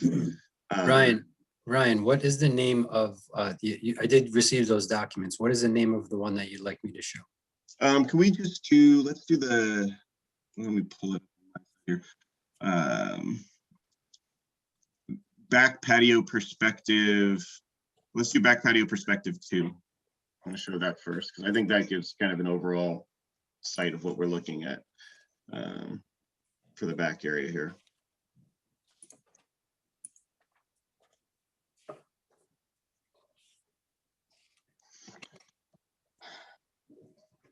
So this is the back courtyard space of the building. Just there we go. The idea is to create, basically, if you look at the site right now, you have a very linear grass space and that runs along here, and then you have a very stark, which I know is not the most architecturally appealing. So what we are trying to do is create this sort of staggered effect by creating some tall columnar trees, some bushes, some shrubs, and then bring it down in scale around the event tent. We're trying to create sort of this English park setting that exists for inside the courtyard space itself. The outside perimeter of all the decks. Initially, the thought was to do boxwoods, but due to kind of boxwood blight and that kind of thing, we're being told to kind of move in the inkberry direction. So the plan is to do 2x2 inkberries to then kind of create that similar effect. So this, I don't know, I just wanted to show this to give sort of an overall viewpoint. And then, Jay, if you have a chance, can you just open the document that says courtyard? Joe, you had a question? Really, it's just a comment. I mean, no disrespect to Ryan. I think we've already bought into his vision for this project and the master plan. And I'm a little concerned that the discussion that we've had tonight is really at the master plan level and not at the preliminary plan. And at this point, it really should be talking more very detailed. And I'm concerned that this meeting is just going to be a master plan discussion tonight, and it's going to cut in on a time that we really need to review specifics. So I'm just throwing that out there that I'm not sure we're ready for what's being, that he's not ready to be presenting at the preliminary plan, or it doesn't appear to be. So I'm a little concerned about that. And no disrespect, again, I bought into the vision. I think it's a great project. Yeah, I think, Ryan, what we're looking for, again, we need detailed parking plans and the landscaping around it. And again, we need a landscaping plan. We need engineering on the parking areas. If there's, you've got to control the runoff from the parking and how that's going to be handled. And, you know, a lot of that is required by experts. And it's, can't really just show us pictures of the parking and without the engineering and the landscaping to go with it. So I do agree somewhat with Joe. We have bought into it. We do understand your vision. We understand it is going to be nice, but we need something to hang our hat on. We require it of everybody else. No, understood. I understand. I think that's good. That's very good feedback. So maybe tonight what we should have board members tell you, I'll let you explain if you have more things to tell us about, but you know, get into the details of what we're looking for and what they may have questions that they want answers on as well. Yeah, that would be helpful. I guess if there's anything else, I think very clearly you guys have expressed you'd like a detailed landscape plan and you would like a detailed parking plan. I'm happy to put those two together. If there's any other concerns or questions, otherwise I definitely don't need to take up your time. Just a couple of other things related to the drawing. Obviously, you cannot read the plant material, but there is a niche, a little opening in one of the walls. It's almost like the drawing has the bottom section is sort of upside down, but that represents one of the walls. And there's a little building with a cool roof at one end of it. And I think that probably some of the mislabeled plant lists may be very useful, and nurseries such as Morningstar and others are more than likely to have cultivars that are very similar in nature to what this list is comprised of. You know, the espaliered apples, totally consistent with some of her work, but I think with a little research and the right professionals, you'll be able to come up with something that is beautiful and functional and a tribute. And I agree with everything that Joe and Steve said as well about getting the details right now that we're at preliminary. Other comments from board members? I would ask Jamie and team if there's specific, you know, I can't remember about the checklist for this, but maybe something like that can be reviewed with the team to make sure that the details that you're looking for the permit are there. Yeah, this is Jay. I'll fall on the sword for this one. You know, the proposal is unique. It's an adaptive reuse proposal using existing pervious areas and retrofitting existing structures with some minor land disturbance modifications associated with the replanting of the garden. You know, as this was coming forward, you start thinking that it's set back far off the road. The concern with visual buffering and audible screening is not like a typical project where you have immediate abutters right next to it, or it abuts a different type of use. So I did get in touch with Ryan, albeit late. It was a couple weeks ago, in regard to the parking and such. But again, it is kind of a unique project, and I apologize for any delay that we may have caused in doing so. We were just trying to what seemed to be a fairly straightforward application to get it scheduled. My apologies. Just, Mr. Chairman, Jamie Rabbit, Planning Director, just a quick expansion on Jay's conversation. And again, had a conversation late this afternoon with the applicant about his ability to articulate the detail in a set of plans versus just having a broad 10,000 foot type level discussion.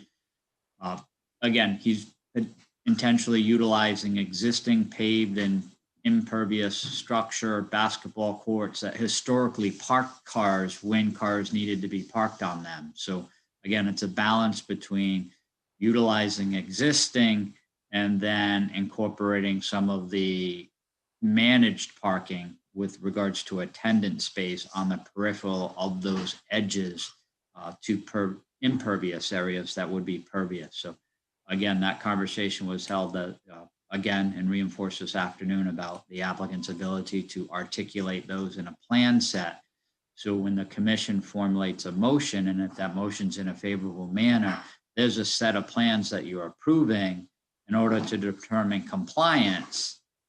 Once a certificate of occupancy is requested, we review a set of plans in order to give the final certificate of occupancy, and there needs to be a check and balance.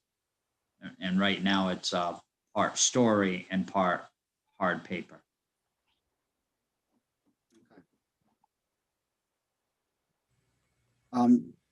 Rich, has John made any decision on the sewer feasibility? That's a bit on me. I've got to just wrap up on the review. Now, we had already reviewed this once before. It just came back with a little more technical part of it. And so it's just a matter of revising our original thoughts. So I'm not, but just sort of the general feel between John and I is that there is no problem with what's being proposed at this point. Okay, that's good to hear. Yeah. But I will wrap it up before the next time this is here. It'll be done. Jamie, are we going to need a detailed schedule or on the phases? Or are you just happy that we're working on phase one? Do we need to refer to any phase two, phase three, and what they specifically entail? Yeah, again, it's clear in the application submission or applicant submission that this is for phase one. It does not include the villas. That is a second phase to be in a separate permitting process. Okay. The original master plan concept, but he is not seeking any permission to move forward that phase. I didn't know whether we had to spell that out at some point in this process. Again, at some point when you direct staff to work on a motion, we can articulate that. Okay. Susan? I have a couple of quick questions. The parking lots that are way down to the south of the site, which are presently basketball courts, I think I understand that one of them is paved and one of them is grass. But I think I also understand that you can't park cars on a basketball court because that asphalt is not the same as pavement asphalt. So I assume it'll come up in the engineering portion is if you are repaving to make it more durable for parking larger number of cars, are you changing the footprint of that parking lot? And then it looks like there's also only one entrance and exit to that parking lot. So how do all those cars on the grass, are they getting in and out? Like on the photograph you showed us, this drawing of the parking lot full of cars, it looked like most of those cars were locked in because the only exit wasn't accessible. So I'm just I'm not understanding, again, I guess it's about the flow, but also if it needs to be repaved, is it going to change the footprint and how does that work? My second question is, you showed us the courtyard inside the building, which I think is also only accessible from the building itself. It's not accessible to the outside landscaping. And I think we need to look at emergency evacuation and emergency protocol and capacity. And if you were at a party at the tent inside that courtyard, how do you get out if it's an emergency and that kind of stuff? And then lastly, I think, have we just not talked about the building itself tonight, or is that something we're talking about right now too? No, go ahead. I can sort of quickly answer. So the pavement is not basketball paving. It's regular parking lot paving. They when you go down there, you look at it. They put basketball courts up in a. The courtyard itself, I think that was your second question. It is, there's stairs that go down from both sides. It's accessible to the outside. It's not an enclosed space. So there's decks and then there's stairs that come down on either side of it, which I think that shows up in a few of the drawings. No. What was the third one? Sorry. Oh, my other question though was about the house and the restoration or the adjustments to the house. Are we just getting to that tonight, or have we just not gotten to that? Or are we not talking? Sorry, don't know if we're not talking about that or we're not there yet. Part of phase one was work on the house. Yeah, well, it's all interior, basically interior improvements to that house. We can definitely talk through it. So it's existing bedrooms that are changing into hotel rooms. It's existing common area spaces that are adjusting to the winery and the uses and stuff on those sides. So we're not, it's a stone manor house that is staying essentially the exact same. There's a set of windows the event hall there to turn into sliding doors into that courtyard, which is shown in the exterior rendering plans, but it's essentially all staying exactly as it is. Sorry, so I have one more question about that. I think at one of our prior meetings, we talked about whether or not we could investigate, or you could investigate, putting the house on the National Register or otherwise somehow recognizing it as a historic property, or even potentially doing some renovation to make it LEED certified or otherwise energy efficient. And I wonder if you could address that. Yep. So the National Registry, it is eligible to be on the National Registry. It does take a licensing. It's basically, it's past its 50-year, it's more or less a 50-year time frame. It would qualify for it. There's a lot of restrictions that come along with that. At this point, we're based on the amount of renovation that we're looking at doing. You get tax credits for the renovation. It didn't really make a whole lot of economic sense. We're not doing enough renovation to really justify that process. But I mean, the intent, obviously, everything we're doing is preserving it and actually bringing a lot of it back from what happened. And I don't know if anybody's following what we're trying to do. Restorations on the inside. There's acoustic ceiling tile that's covering up old, beautiful plaster, and so we're trying to bring all that stuff back.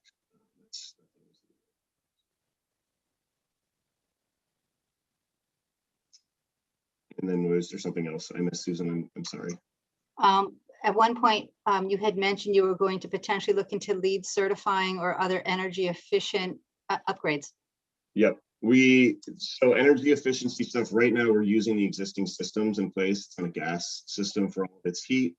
Electricity, we're not looking at changing any of that today. It's just, at the end of the day, we've bitten off a bit. Thanks a lot. Okay. All right, any other suggestions from staff or board members? And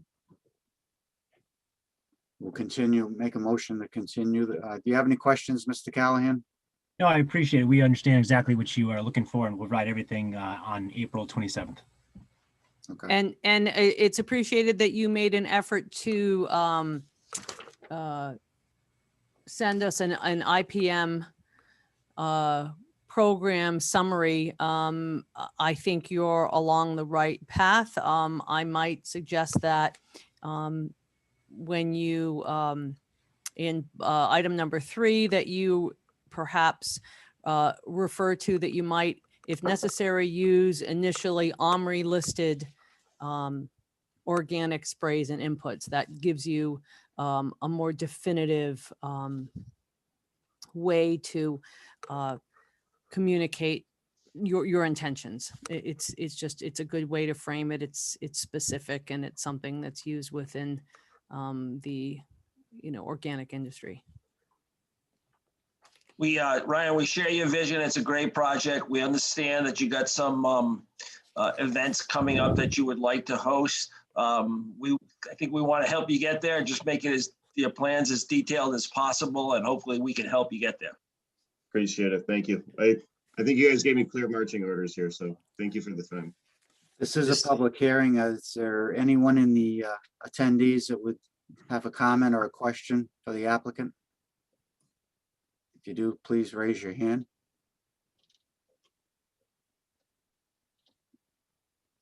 Okay, I see no hands. I'd like to make a motion to continue the public hearing to our next meeting, And that was which would be April 11th. That's our work session. Oh, okay, April. Let's see, April 27th. 27th. Okay. We have a motion by Maria, second by Joe. Mr. Chair? Any discussion? Mr. Chairman? Jay? I just want to go back and touch on the comment that Pam made. The checklist that we follow for major land development projects is very extensive. It's built to accommodate, new construction and substantial improvements. I just want to make sure that Ryan has the direction that he needs, and he knows specifically what the board is looking for additional items. So just to make sure he's clear and that everybody's clear that if he goes back to the checklist items, there's a number of checklist requirements that really aren't pertinent to this conversation. So I just didn't want to confuse him or anyone else as to what he needs to come back with. I know there's obviously more detail on the landscaping component, designation of parking areas and circulation, the gardens, particularly. I know Susan made a reference to emergency access that generally is handled through the building code and the fire department. The fire chief was in on the TRC meeting for this and did not express any particular concerns. I think if it has to do with an event or a tent, those would get worked out with the building official and the fire department. So I just wanted to make sure that there was no confusion and that Ryan had as good a direction that we could provide him tonight. Certainly, if he has, Mr. Callahan or Ryan have any questions, they can contact staff before the next meeting. Also like to understand if there's any drainage issues associated with any new impervious areas, or maybe whether there's any best management practices associated with parking or other vehicle use on non-paved areas. So just make sure understanding, again, drainage if there's additional impervious areas, and best management practices concerned with parking on non-paved areas. Yes.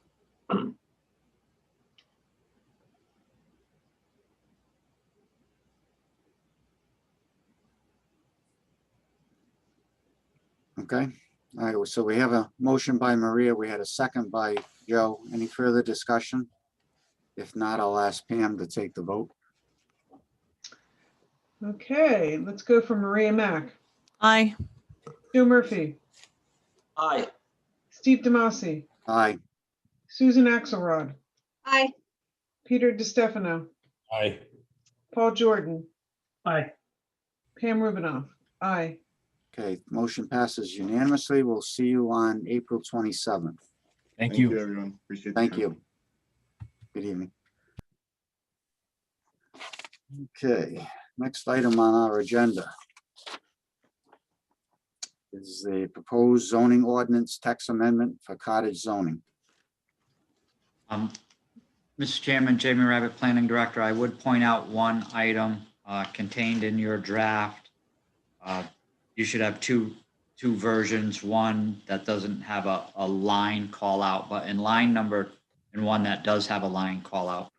In line 28, maximum density shall be 15 cottages. That should state 8 cottages for a maximum.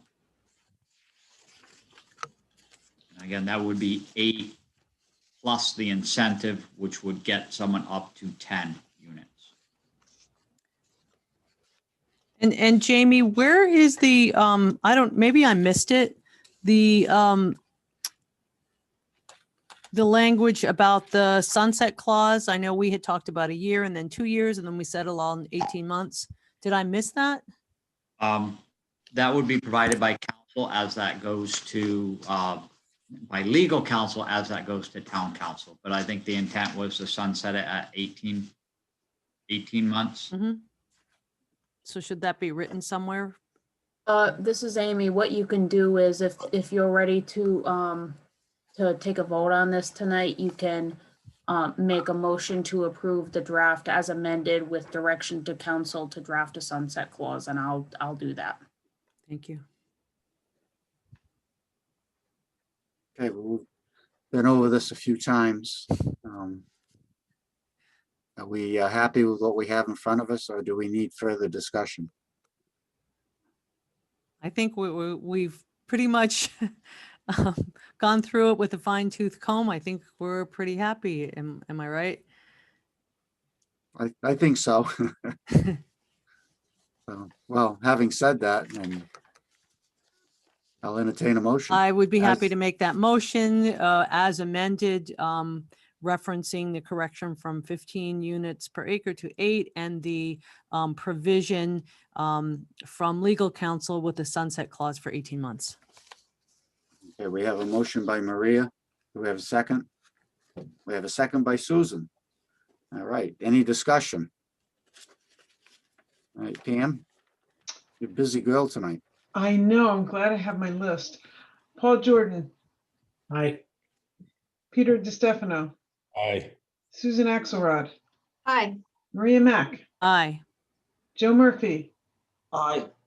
Steve Damasi, Aye, Pam Rubinoff, aye. great. Motion passes unanimously. Thank you, staff, for the diligent work on that.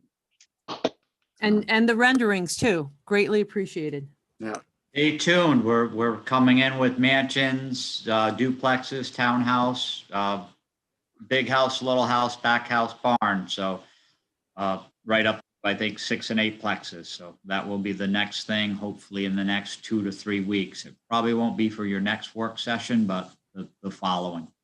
I know what you And said work the other on night those. in regards to having the architectural samples, more than words, means a lot. So I expect you'll carry that theme forward. Yes. I like that big house, back house, little house, barn. That's kind of a cool little rhyme phrase. Yeah, I was gonna say, sounds like a poem. There's actually a great book, and the name of the book is Back House, Little House. Back House, Little House, Back House, Barn. And it is a traditional development style where you have that kind of center chimney colonial or cape that's connected to an L off the back and a secondary L that's directly connected to the barn. And the thought was, could you pull off a duplex, triplex, or even a fourplex utilizing that model or form associated with what looks like a very traditional farmhouse and barn, and the connection between the two. There's a great book written on that whole architectural dynamic of that relationship. Okay, great. Which someday we'll have in the planning library, Maria. Yay. All right, Amy- any other Amy, comments from staff? I would just ask Jamie what the name of the book is. It is Big House, Little House, Back House. Then there's that like not so big house or something like that. Yeah, by Sarah. Yes, Begins yes, with Sarah. yeah, not so big house, yeah. Jamie, you have something for our next work session? I think right now, if I don't have anything from Horsley Witten or Union Studios, that potentially we work back to work program. Okay. Amy, you have anything? This is Amy. Just quickly, I want to let you know we got the written decision on Fieldstone Farms. Was it just yesterday? Yeah, today's Tuesday. Planning staff will forward that to you for your perusal. Okay. Brian, Jay? All good? All good. Okay. Do we need a TRC member? Yes, that's Wednesday, April 14th. Is that good for you, Paul? You raised your hand. I didn't have to. Okay, we have Paul. Paul, you have a choice, 9 o'clock, or do you want to do a 1 o'clock? It's the planning board's members' prerogative. You're muted, so it's kind of a mystery. What's best for staff? What's Either best for staff? 9 o'clock works well. Okay, 9 o'clock's fine. Okay.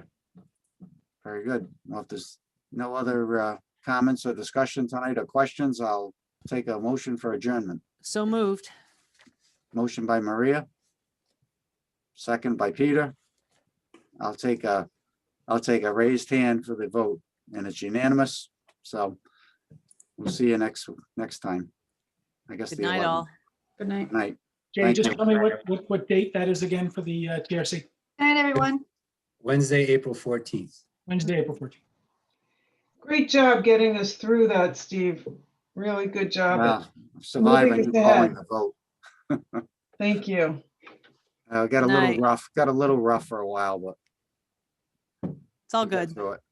Good night. Phone, All right. phone call was a little difficult. I was, You're right. Yeah. Yeah, you that guys too. did. Yeah, you guys are amazing. What a team. I kept reminding myself, I'm like, everybody is waiting for, We were just looking at you, Jack. I know, I It's all could your feel fault. it. I could feel it. I was amazed that you were able to translate that very coherently. So good job. Exactly. Good communication skills. He's got to work on simultaneous. So, all right. Thanks, everybody.